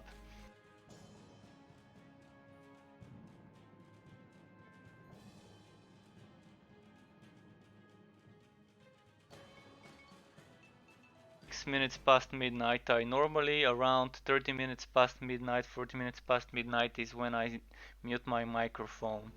So in half an hour expect me to go silent and transition into chatting when I want to say something. I'm gonna be chatting too much just to not keep slowing myself from the playing, but I don't mind having a chat stopping for a while. And when I want to comment on something important, I would also be stopping for a second or two.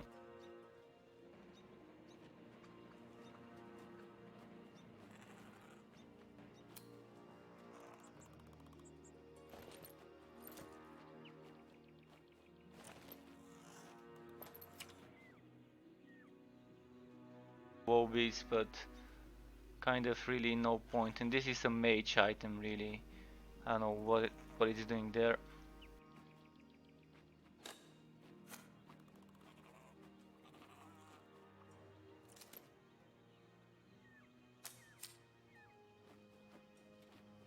Checking some hammers. I know I had a electric hammer somewhere here. Just wanna see if it's with crit chance. This is hammer and extra bots on shock, and it's Hivit Frontier. The one I've got in my inventory is Goblin Frontier, and it gives crit chance. And this is Wivebound gear. Wivebound items are slightly more powerful than the normal items, but if you die while wearing the item, you would lose one of the Wivebound items. So if you're wearing just this Wivebound item, you would lose it. If you're wearing more, you might lose more of them, or just one, but it would be random which one, I think. Seem to have another voltaic hammer.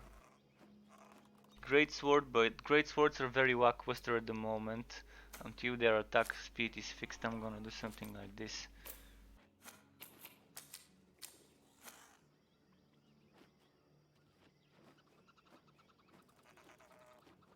Staff. I think I already had one similar, just wanna avoid having the same items repeating themselves.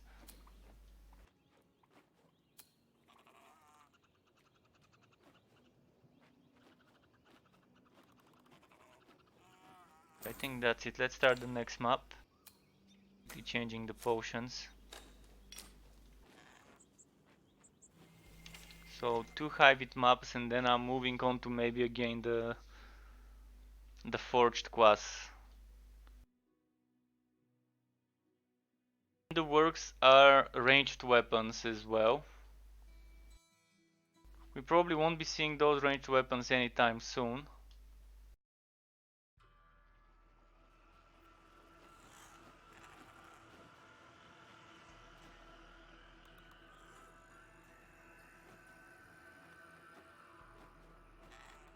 I'm checking currently, I'm at the moment in my browser on the Trevu Torchlight Frontiers roadmap. Also together with damage numbers, we would be seeing damage numbers as a long-term goal.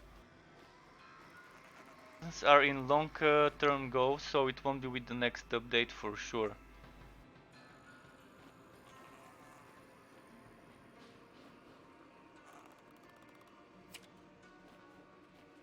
Let's check what's here.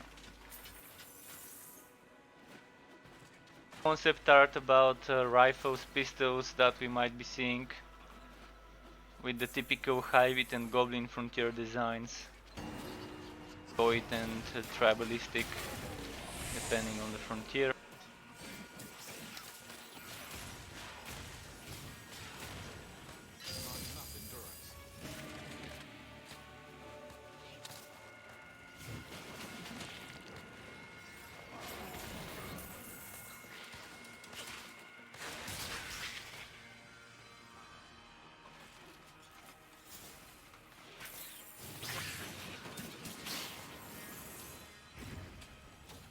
Okay, already 2 blue items in this map.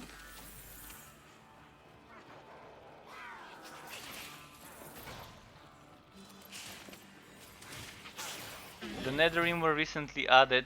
Before we only had those little Nether links and the big version of the Nether links. Now we have more Nether Rim monsters, such as those brutes that you can see here. The warriors, the brutes, the mages. So this is actually, the Nether Rim are the big pets of the actual story. Sooner or later we would have some more of those into the game. We would probably have some more Netherrim related things to do.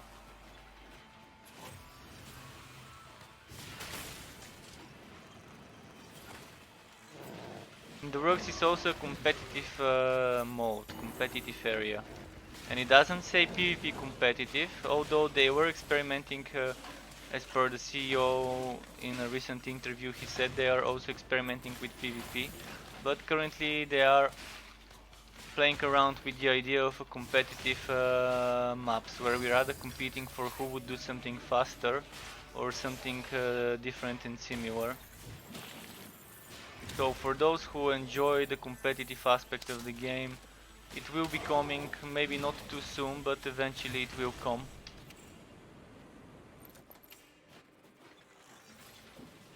So I'm assuming it might be something where we earn points, something like the Crucible in Grimdown, or it could be something like the Rifting in Diablo where we're competing for a better time. Except instead of having different ranks, maybe we could just keep trying at the same rank just to see who can do it faster. That way you wouldn't have some endless progress like Diablo with the endless Paragon levels. If they do decide to add something like Paragon levels, I really hope they do a limit.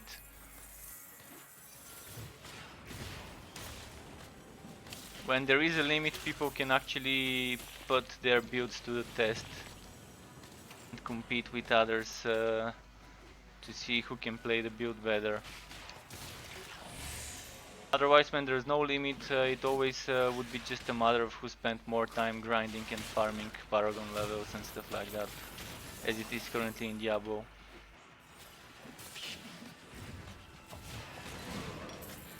So it's not bad to have some extra power gain, but it's good to have limits. This is kind of my stance on things like the Paragon levels in Diablo. I do enjoy how the Shattered Realms in Grimdown are. Kind of push your builds to the limit to see how far it can go. And you do kind of have a limit of what the build can achieve without endless influx of points per time spent. If you're an alpha player, you can head to the alpha forums. Currently the developers are asking for our feedback on the legendary items, what we think about them, what we would like to see in regards to legendary items. Do we want to see more legendary items that are more unique, or do we want to see legendary items that modify skills and stuff? Anything you can think of. If you're already playing the game and can provide them feedback and have access to the alpha forums, if you want your opinion to be heard, it's a great place to let it be known.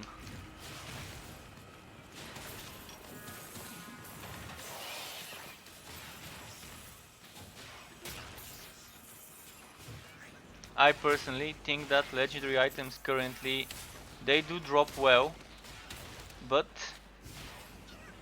they need to give something kind of an edge, whether it's modifying a different skill to behave in a weird way that doesn't break the game, just offers a slightly different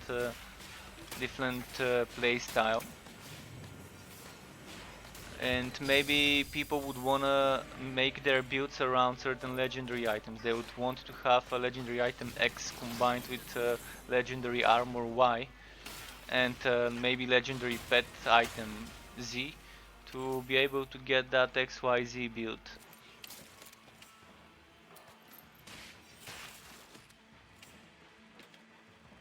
See those celestial gauntlets.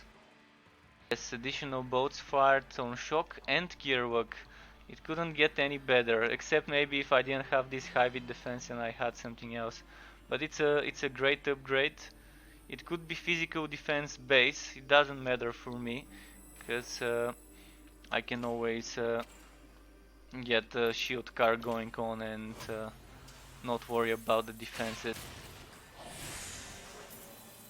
Those actually look pretty good. I wanna collect the whole set and see how it looks like. I think I've got like 3 or 4 pieces.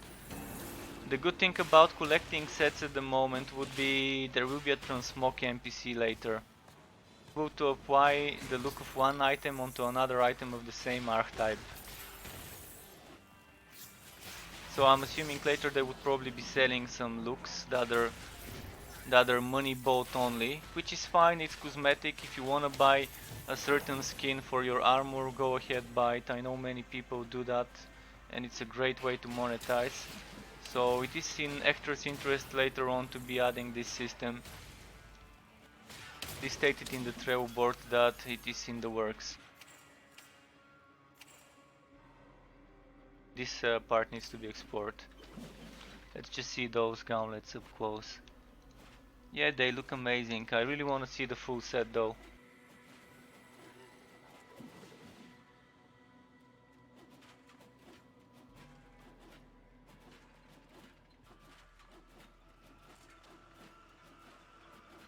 Another thing that they probably might be selling would be pet skins. Purely cosmetic, special skins that you can only get from the cash shop. If I were to be picking something that I would like to see in the cash shop, it would be that. Skins for armors and weapons, skins for the pets. Purely cosmetic, nothing to do with power or anything. But in order for that to work, we need that transmog system.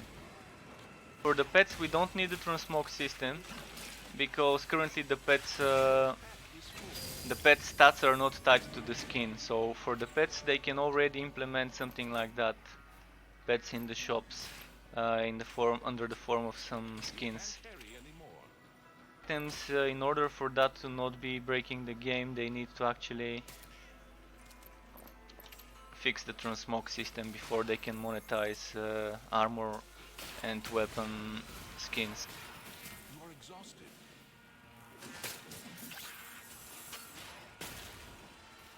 And as I showed earlier, you can currently buy storage space for shared stash. You can buy storage space for relic items, which is also shared between the different characters, and you can buy character slots. This is completely standard monetization, and it's first state. It's the first version of the cash shop system. So this is kind of the test of the system to see how it works. I think stash place, so stash storage and what currently cost $5, €5 worth of currency. One relic weapon storage slot costs $1, €1 worth of currency. Oh, I exited the map by accident.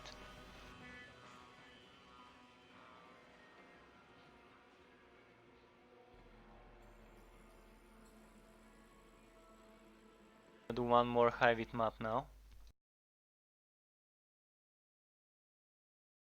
After that it would be probably back to the forged class for some leveling up. But if someone wants to level up together, let me know. I'm here to assist.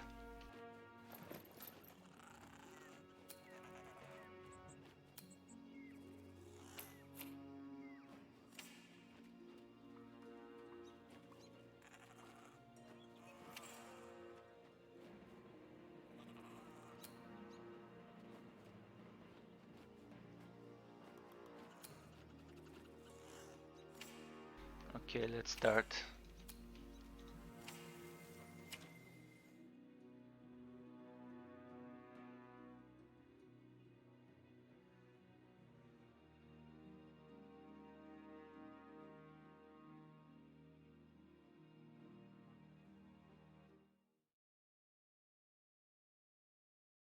And the good thing about Torchlight Frontiers is it's gonna be a free-to-play game, so anyone can actually play it once it launches. It's not gonna be buy to play, it's not gonna be subscription, it's gonna be free to play.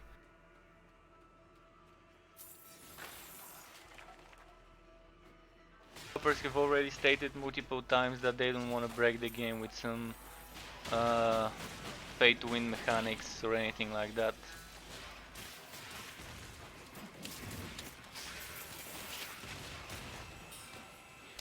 If they keep that promise, that would mean the game would have probably huge popularity, especially around the casual players, because the game would be perfect for the casual gameplay. If you're not too hardcore, if you don't want to be spending shit tons of hours a day just so you can progress to get those levels.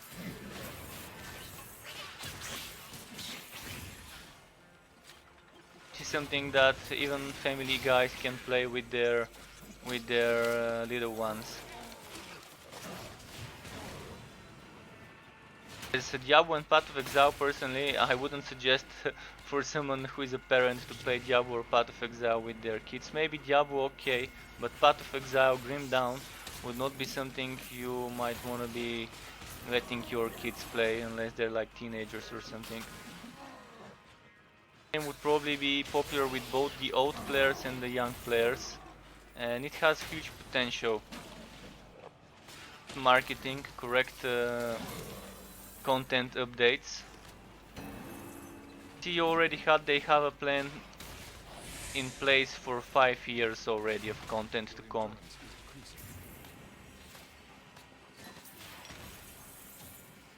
It's one of the good things about the Frontier system. They can keep adding new zones, and regardless whether you're a newbie or a high level player, you would still be able to play the new zones and have a challenge.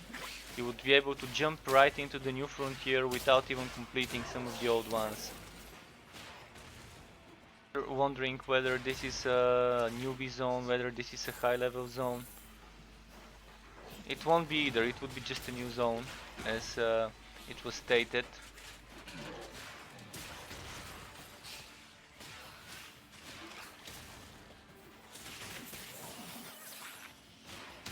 As you can probably see, I'm not sure whether you've seen it, but I'm mix and matching my gear.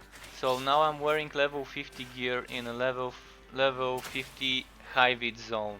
But this level 50 item is not high vid, it's the goblin, so it's losing 3 levels worth of stats. The stats are getting downscaled.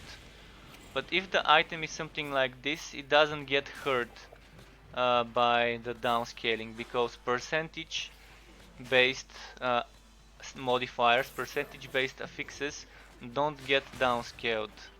Which means if you find such an item at level 50 and you bring it into a level 20 zone, it will still be with the exact same amount of numbers. And if you start a new frontier, but you have like a level 50 goblin item in a level 10 high vid zone, you would still be able to wear that level 50 item, so it's not like you can't wear the gear from the other frontier in the new ones that get released. They will just get downscaled, which means your gear is valuable. Some people might come to the conclusion that when you have new frontiers the system would feel bad because you won't be able to use your old gear, but you would be able to use it. It would just have a 3 level penalty to the current content level you're doing. So I've said it yesterday and I'll say it today again as an explanation. Level 50 item from the Goblin Frontier in a level 30 high vid zone. First of all, it gets scaled down to the content level, which would be level 30.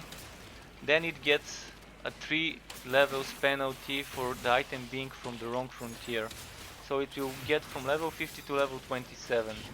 It would still be useful, you would still be able to use your good legendaries in the new frontiers that will get released every few months or so, regardless what their plan would be. I'm assuming they probably would keep releasing frontiers every 6 months or so, or maybe one frontier a year after launch. It would still be nice.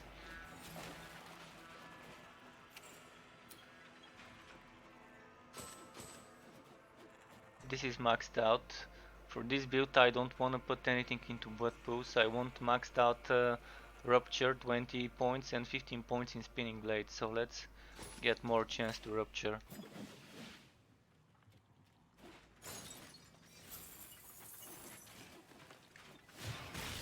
Game probably needs would be a wiki, but things keep changing, so if per se even I or someone else were to make a wiki with all those different things that I keep saying in the streams that are facts, things would change and things would have to keep getting updated. I've been thinking about starting a wiki project for the game, because I don't think there is one right now. So wiki people can just publicly update the info, that's also nice. Or maybe when I have some spare time, when I'm not doing builds, like maybe tomorrow or the day after, I could actually try and see if I can start some basic info getting placed into a wiki page.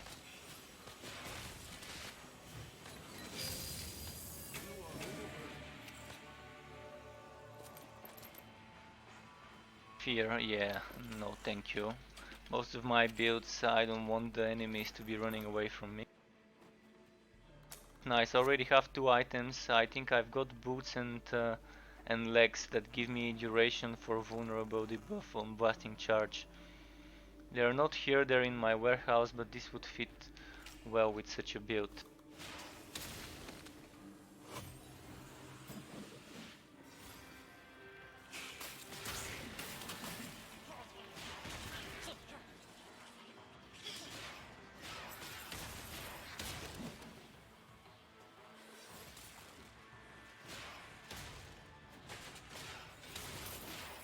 You feel tired.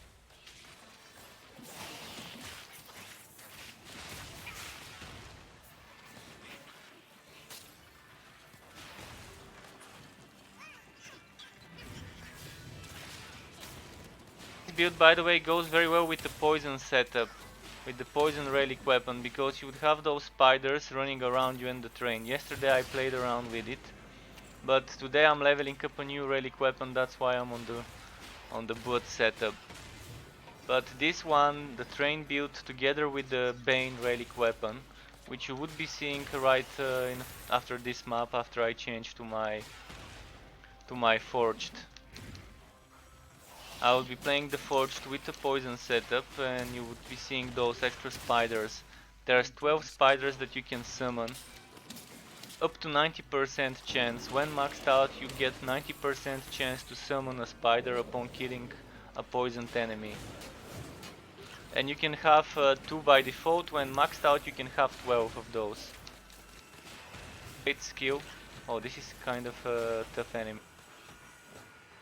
The end of map boss would be easier to kill than this dude. This dude is the right difficulty, the end of map bosses are kind of very easy to kill. At the moment.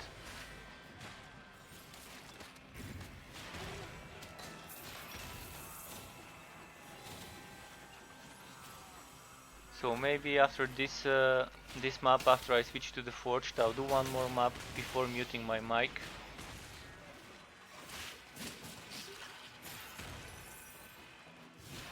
You're exhausted.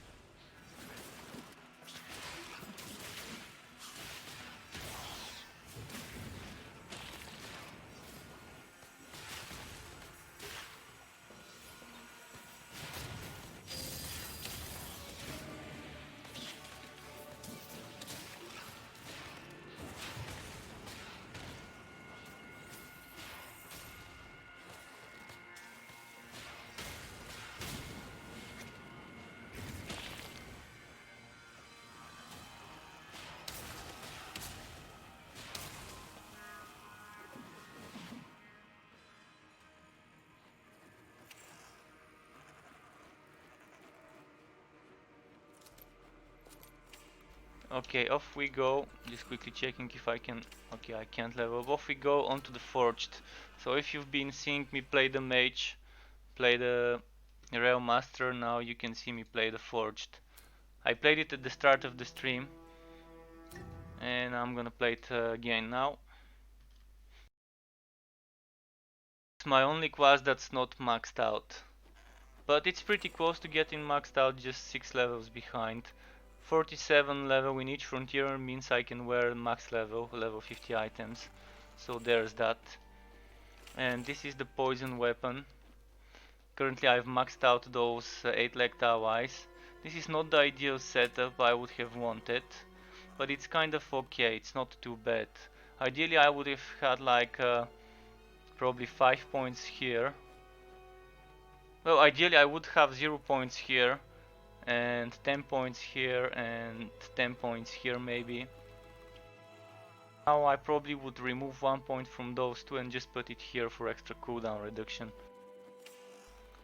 So let's do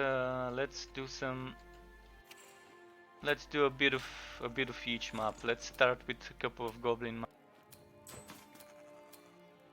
I'm probably gonna get the cemetery because I changed to a character that actually needs the XP.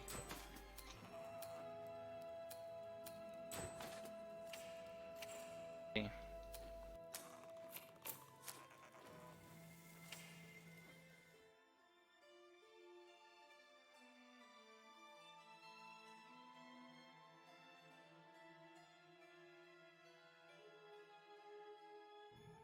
This map I'm gonna mute my mic.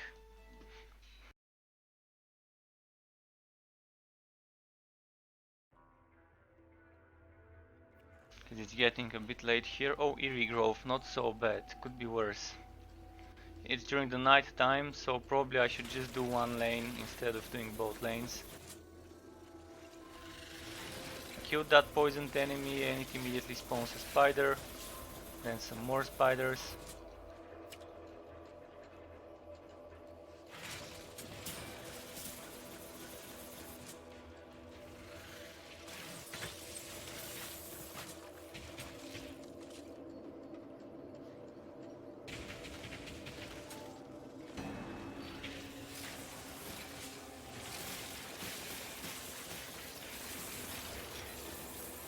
Okay, those were poison resistant.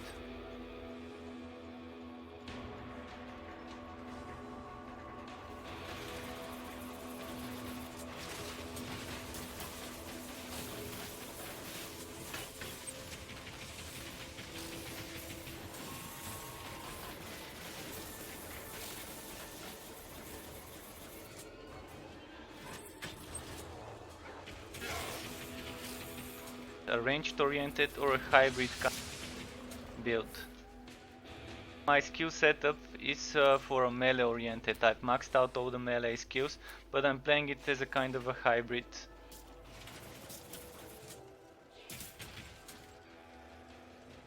They're giving us, during the alpha, they're giving us the ability to respec fully, which will not be here in the game. In the game, we one skill at a time, one skill level at a time. Kind of like Corp of Regret in Path of Exile. This is how it will be when they actually implement the actual respec system. But for now they're letting us experiment with different builds, so each week or two they're giving us full respec. They're letting us pick whether we want to actually use that full respec for each class. The thing is, unless you decide whether you want to use it or not, you can't level up skills. So if you're you kind of have to pick yes or no, and if you pick no, you can't decide to pick yes later. You can choose to pick later, but that would still prevent you from leveling up until you make a choice.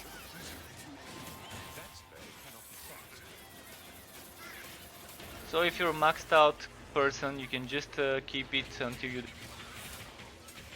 which is nice.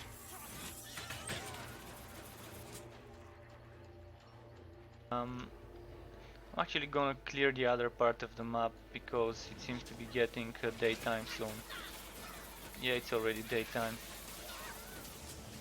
There's goblins appearing, it gives a slightly big XP than when there's just skeletons and netherlings.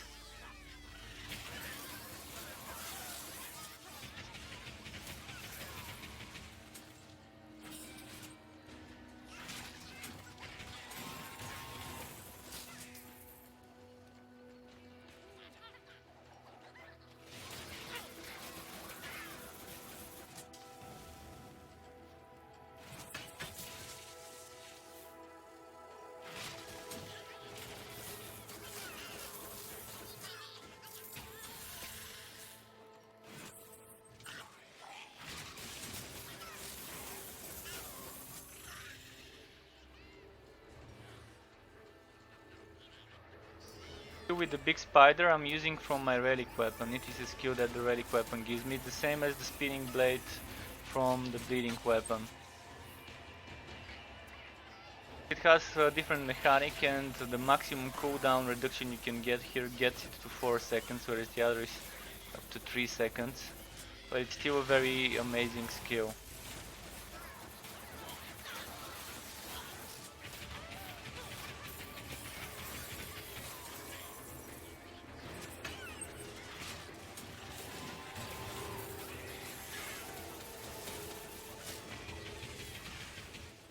There's other skills of this class that you may want to see, and this is this one. This is a nice melee skill for up close. It's very good for single target bursting, it also cone away UV bursting. And for single target you also have skills like this one that can stun walk an enemy. Look at that, 102% stun chance. when maxed out. Wait for some elite or some tougher enemy just to demonstrate it, because most enemies might get one shot if I were to use that skill on them. But this is the uppercut, this one.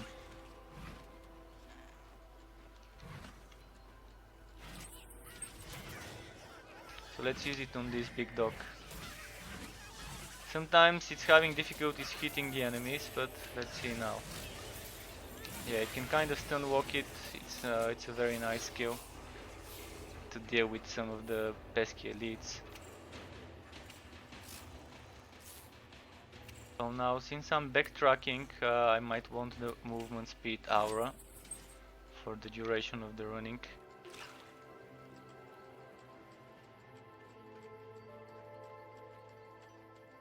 Actually, switch your pet skills on the go without having to be in an outpost or something. Goes for your skills. I don't understand why some games limit you to be only able to switch around some of the skills while you're in the town. Just another thing meant to piss people off. You know the skill, it's in your skill tree, why not allow you to just freely switch between one and the other? That's one of the things I really didn't enjoy much about Warhammer Chaosbane. Necessary in a game like that. The more freedom, the better.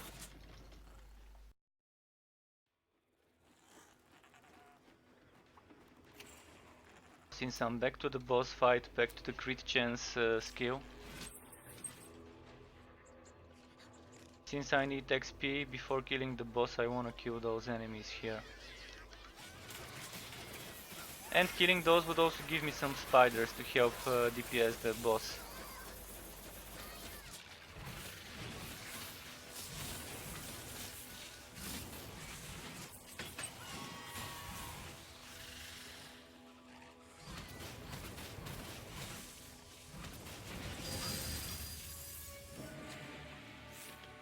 Skills like rapid fire, which are fast, are great for proccing things like this one, spread of death. When you hit a poisoned enemy, there is a etc. chance to spawn some poison missiles. So things like that are better to be procced with skills with fast fire rate, fast and big amount of hits per second. Whereas slow hitting skills like servo driven uppercut or swag shot are better when you're not focusing on builds that require or focus on those procs.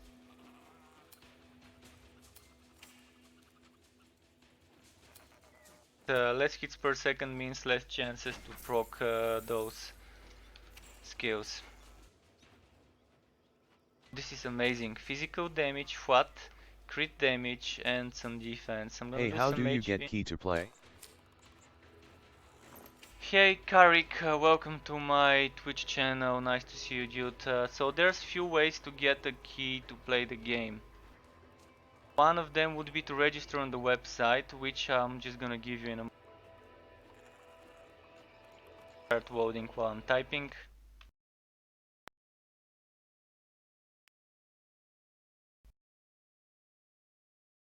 Register on torchlightfrontiers.com. Then you have a chance to get a key randomly, regardless whether you registered 6 months ago, 6 days ago. It's selecting each 1 or 2 weeks, it's selecting people to be invited. Before update 7 they invited 10,000 people, so that's a huge number. Second option would be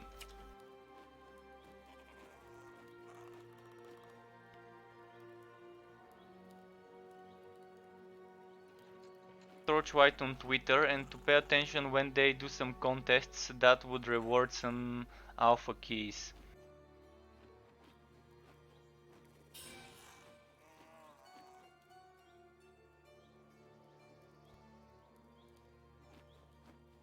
Third option is follow the official Twitch.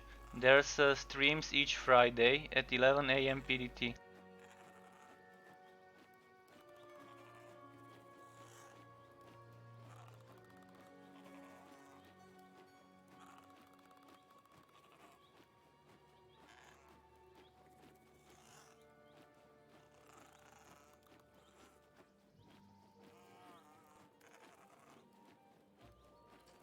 So there each Friday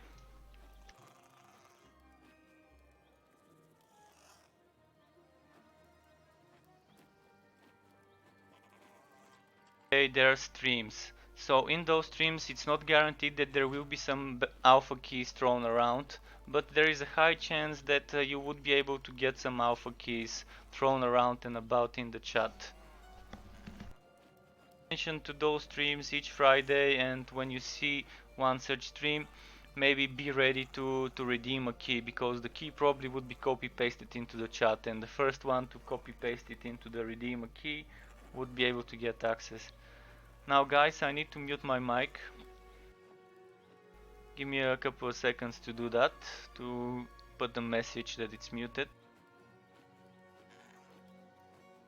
Alright, thanks a lot.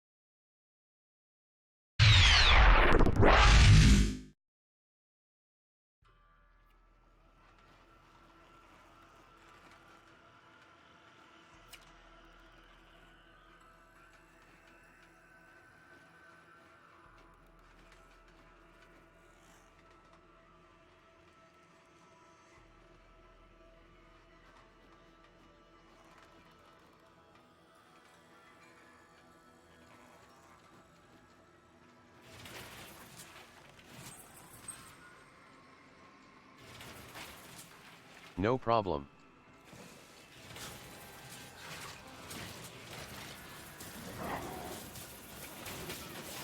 Carrick, thank you for the follow and welcome to the Struck Club.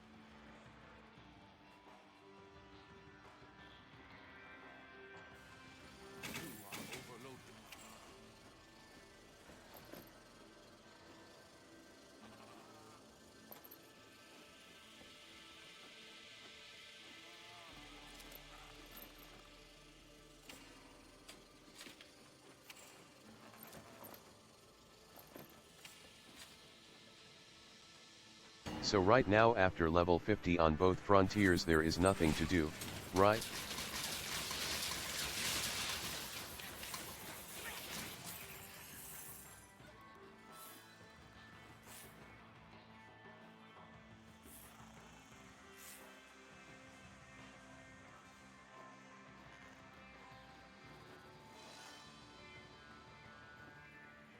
Hi.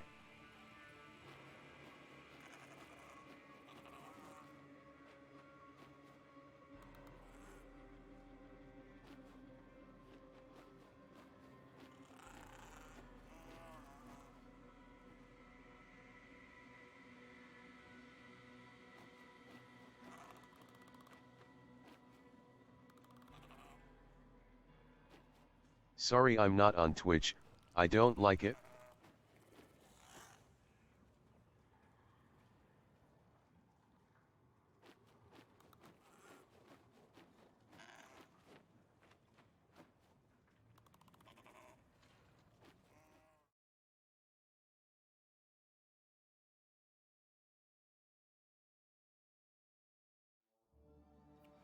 Yes, I'm doing the same, old fan of TL1 and 2.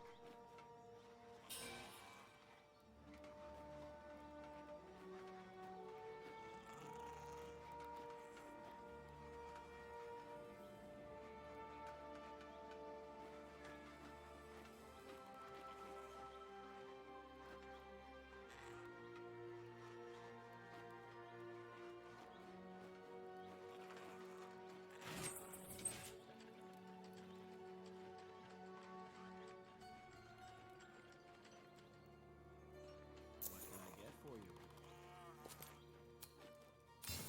See you next time.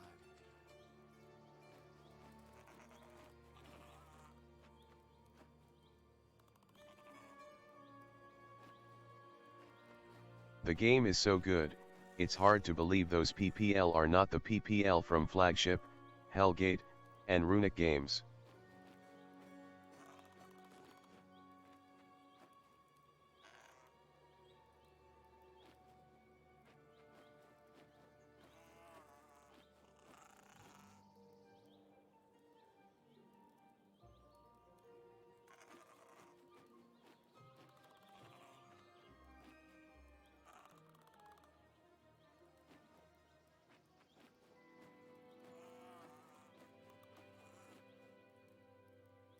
I'm still hope for the Destroyer, TL1, /Berserker, TL2.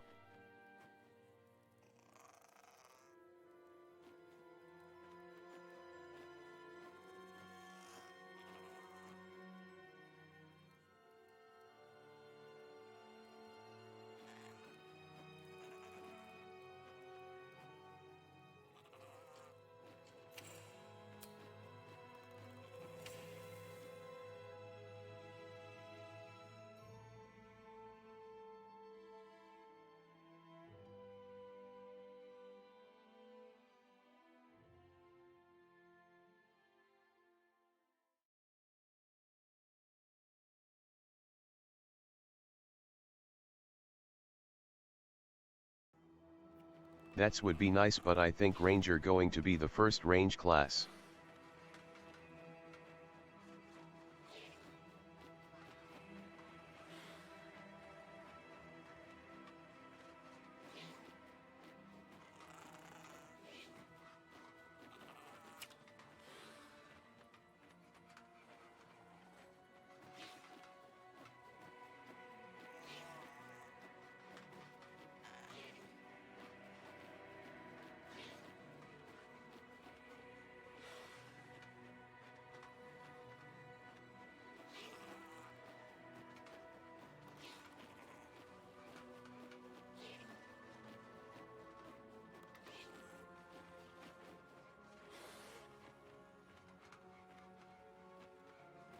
Also maybe the Berserker be the first new class, after all we have some old NPC look like Destroyer, the one from the trailer.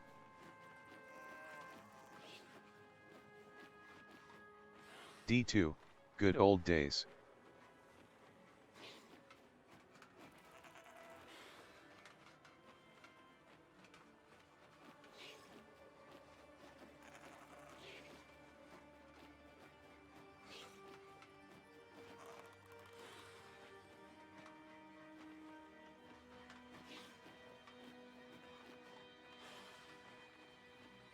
TBH, I love D1 more than D2.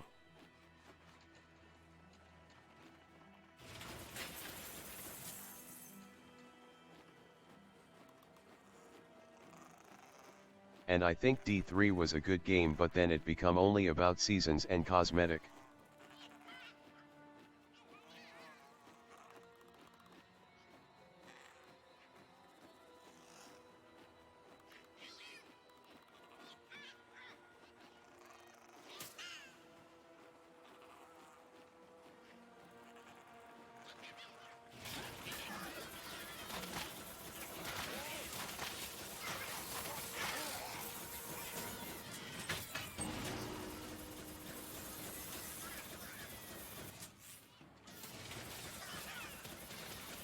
This game is like soft TL2 with MMO aspect, and I love it.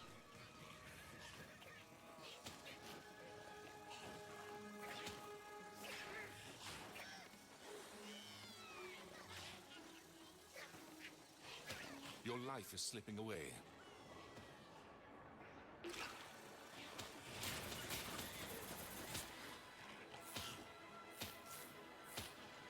Indeed, about D3. Your strength is returning.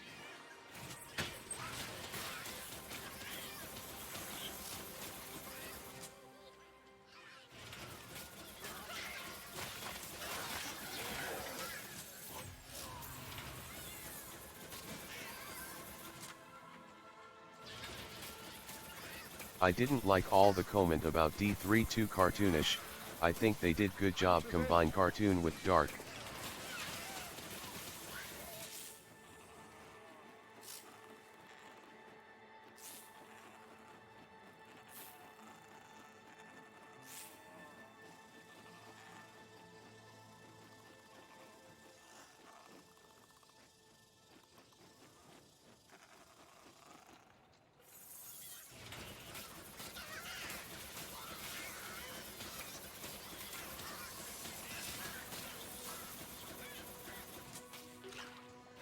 I have to say, I'm the only one thinking about worms every time I kill goblins.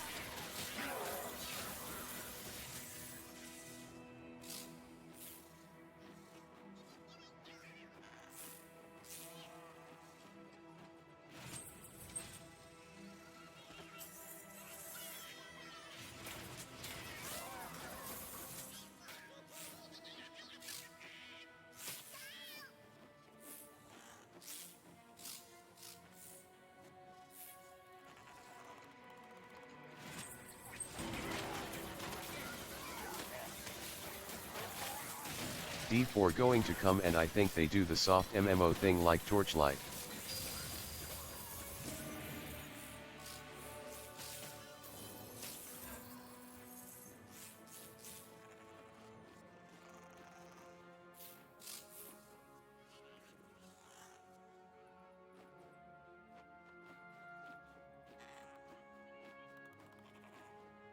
Gladly, those are two games that can live together.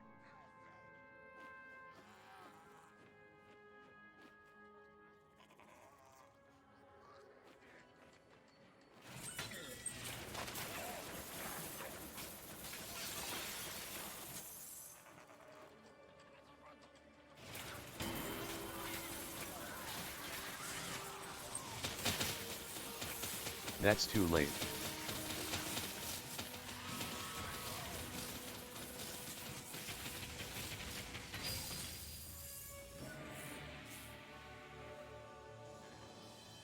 I'm glad Bungie, Destiny / Classic Halo, are out from Activision.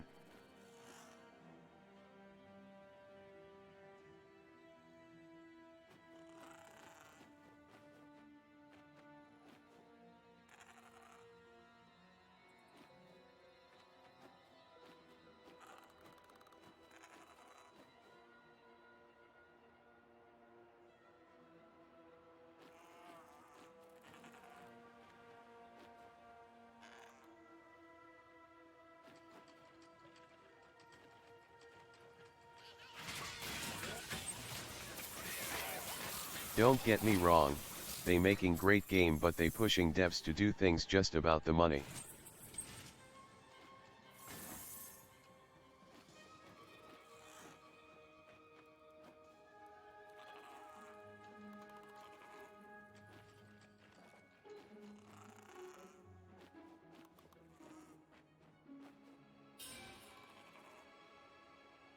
Yep.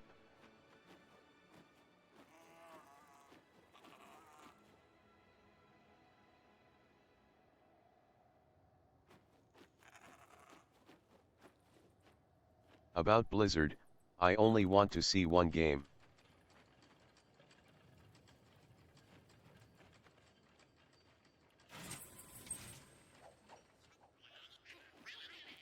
New platform Vikings.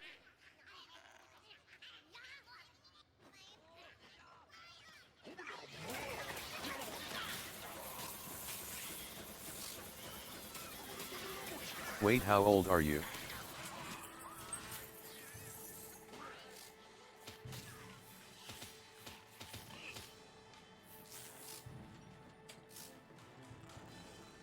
Checking if you remember Vikings.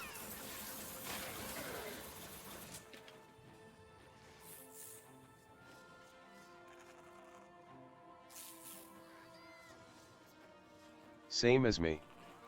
I'm going 31.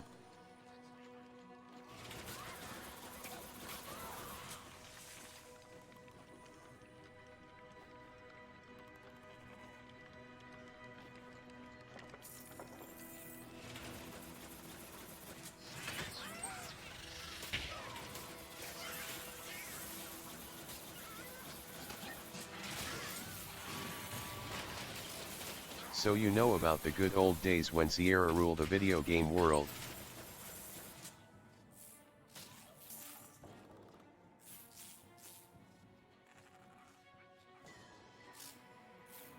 NOP Vikings is from the 90s.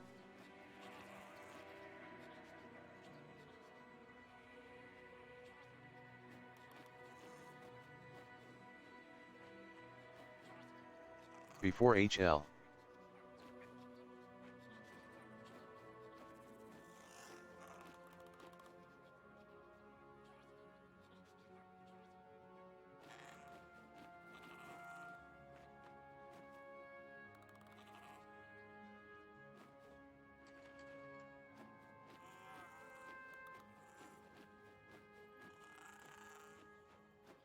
Sierra made games like Larry Simon, a lot of quest games.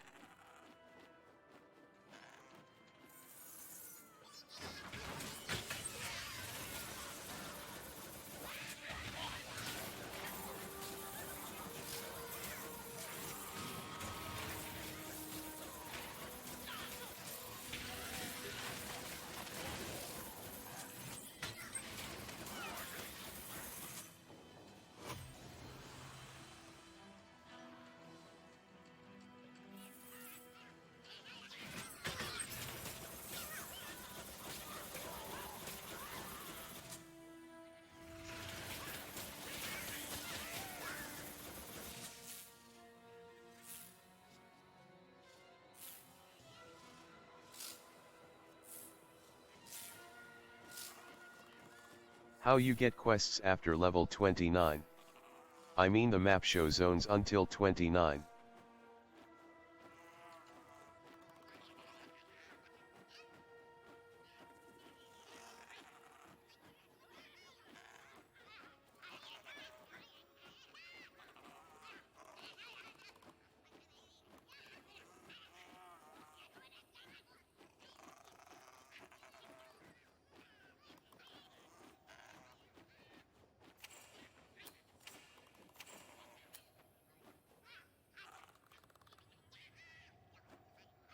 The only thing that was bad about HL are those loading screens.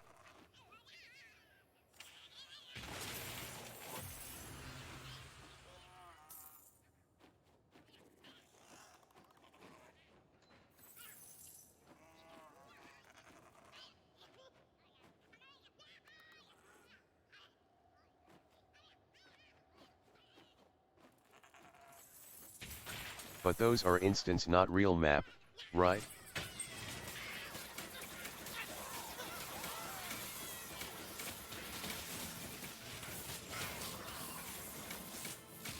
I mean you can't go back without the scrolls.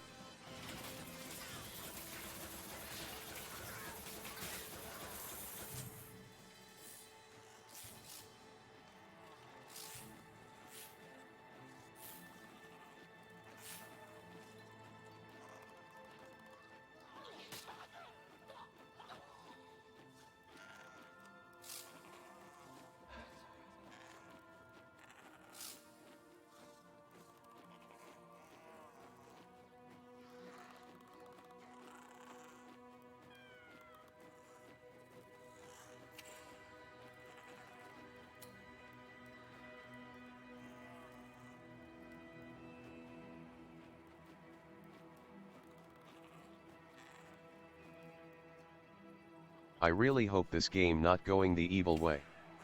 I saw the season pass they want to do.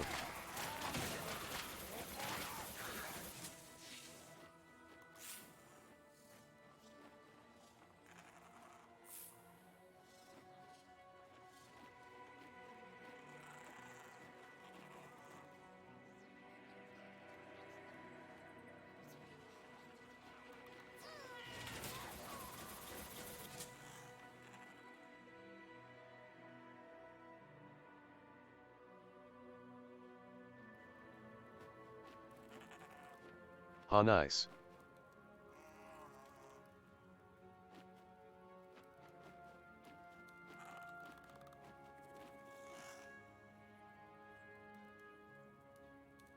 Yes, but I don't like this concept.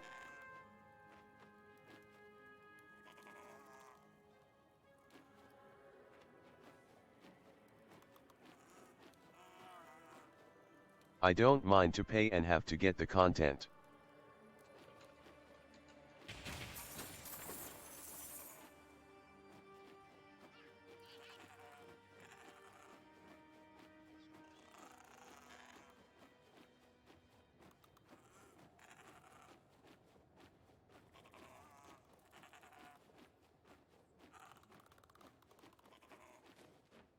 But don't like how those system are push you to playing one game, and if you not playing you pay for nothing.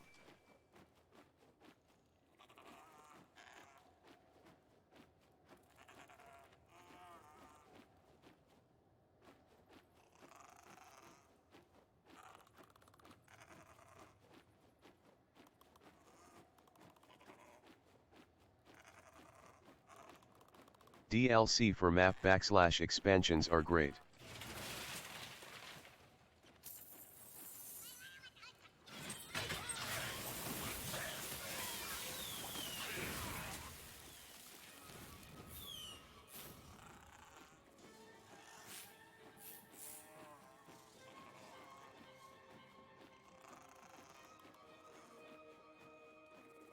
I like what Halo and Destiny 2 doing now. You pay and can get the season content on your own time.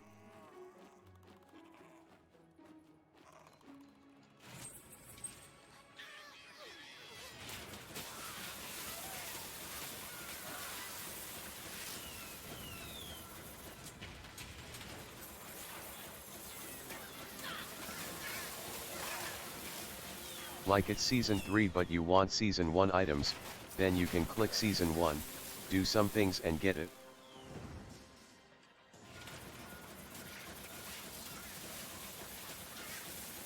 Like seasons never going away, just adding new stuff.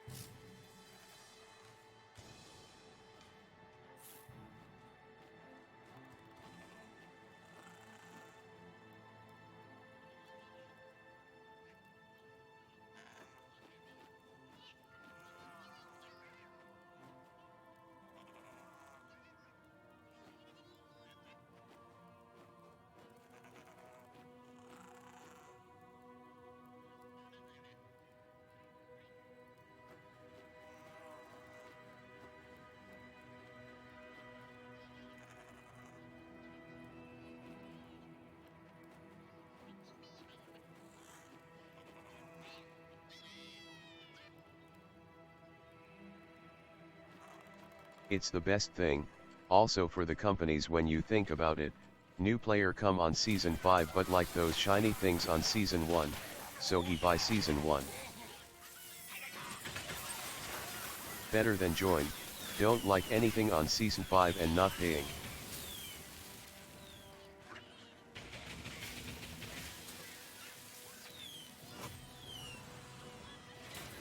I'm not join BL3 this time.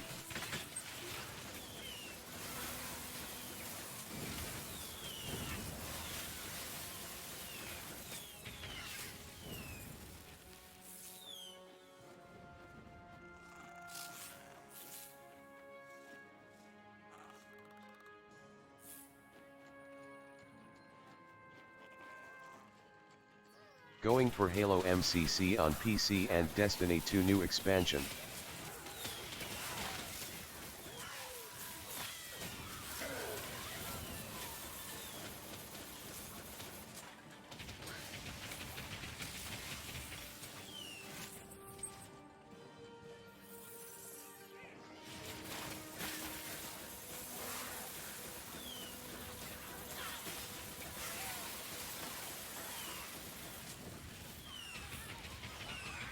Vent excess heat.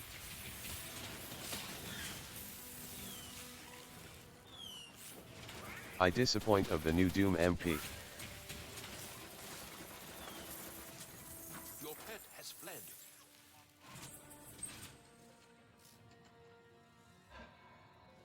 I like the one from 2016, it was like the old arena shooter, now it's like 1 vs 2 and that's it.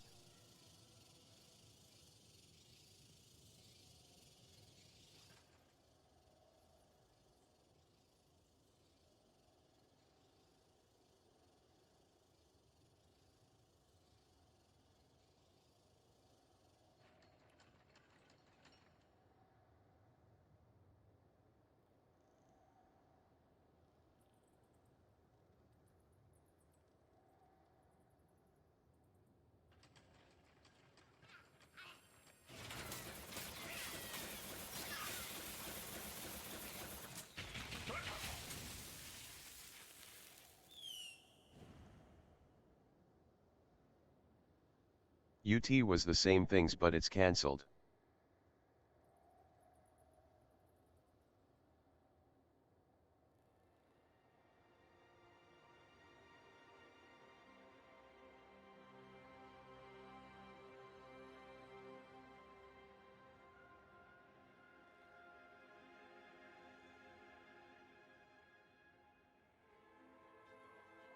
Quake C, they made bad choice by going without ID engine.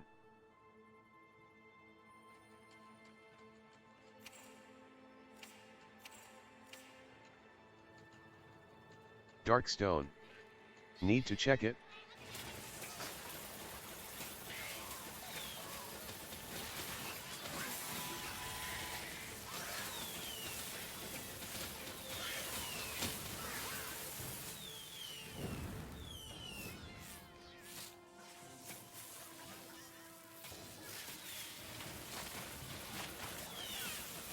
Your pet has returned.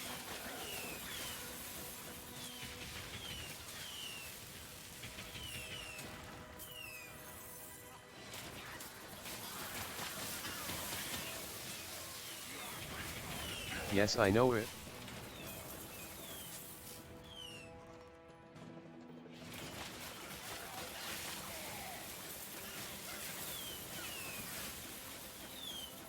My fave HNS is Revenant.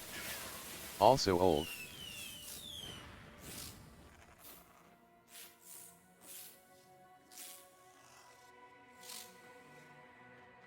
Then Nox if you remember it.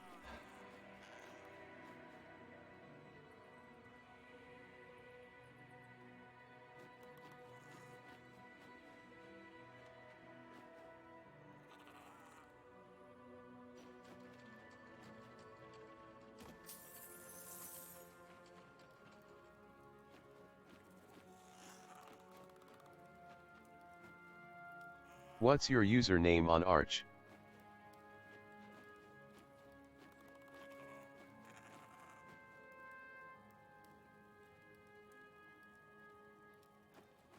I would add you when it'll be back.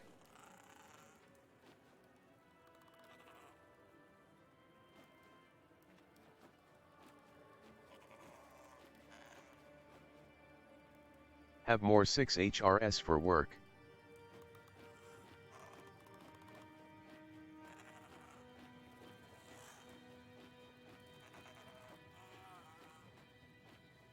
EU or NA?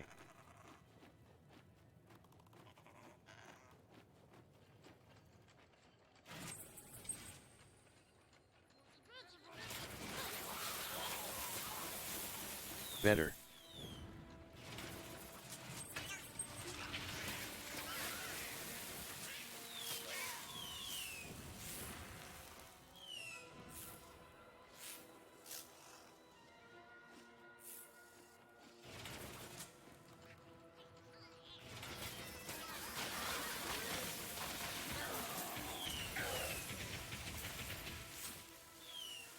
If you playing it's the same.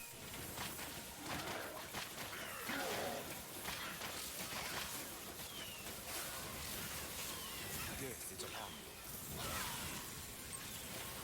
you. Wait, where are you from?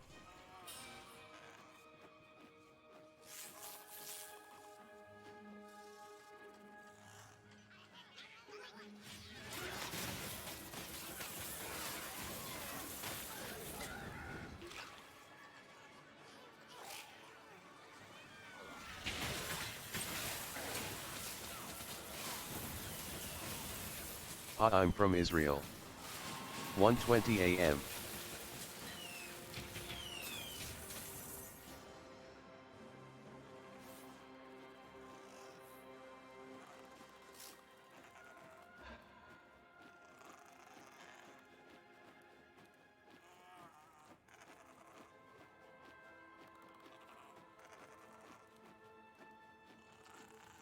Yep.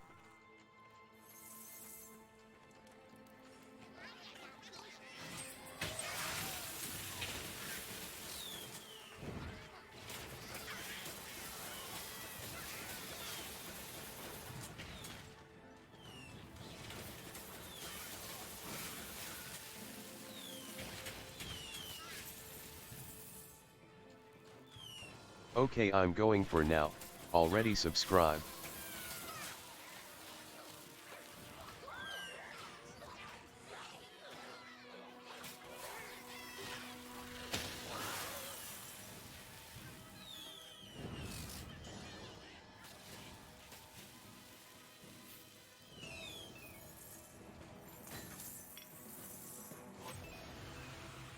Talk with you later, hope we get new frontiers soon.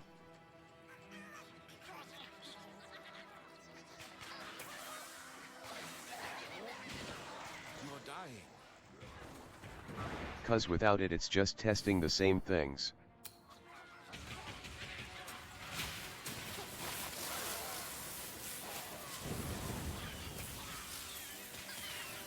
CYA. Death.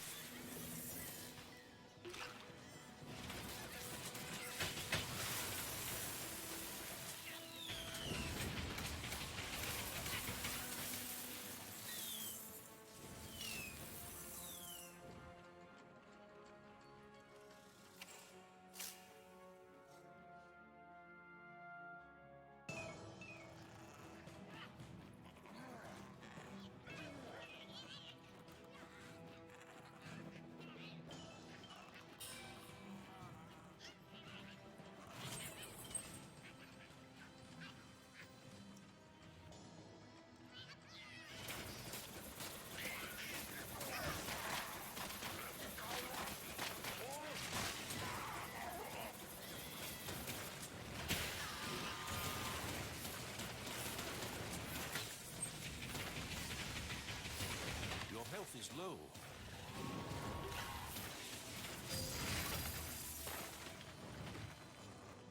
You can't carry anymore.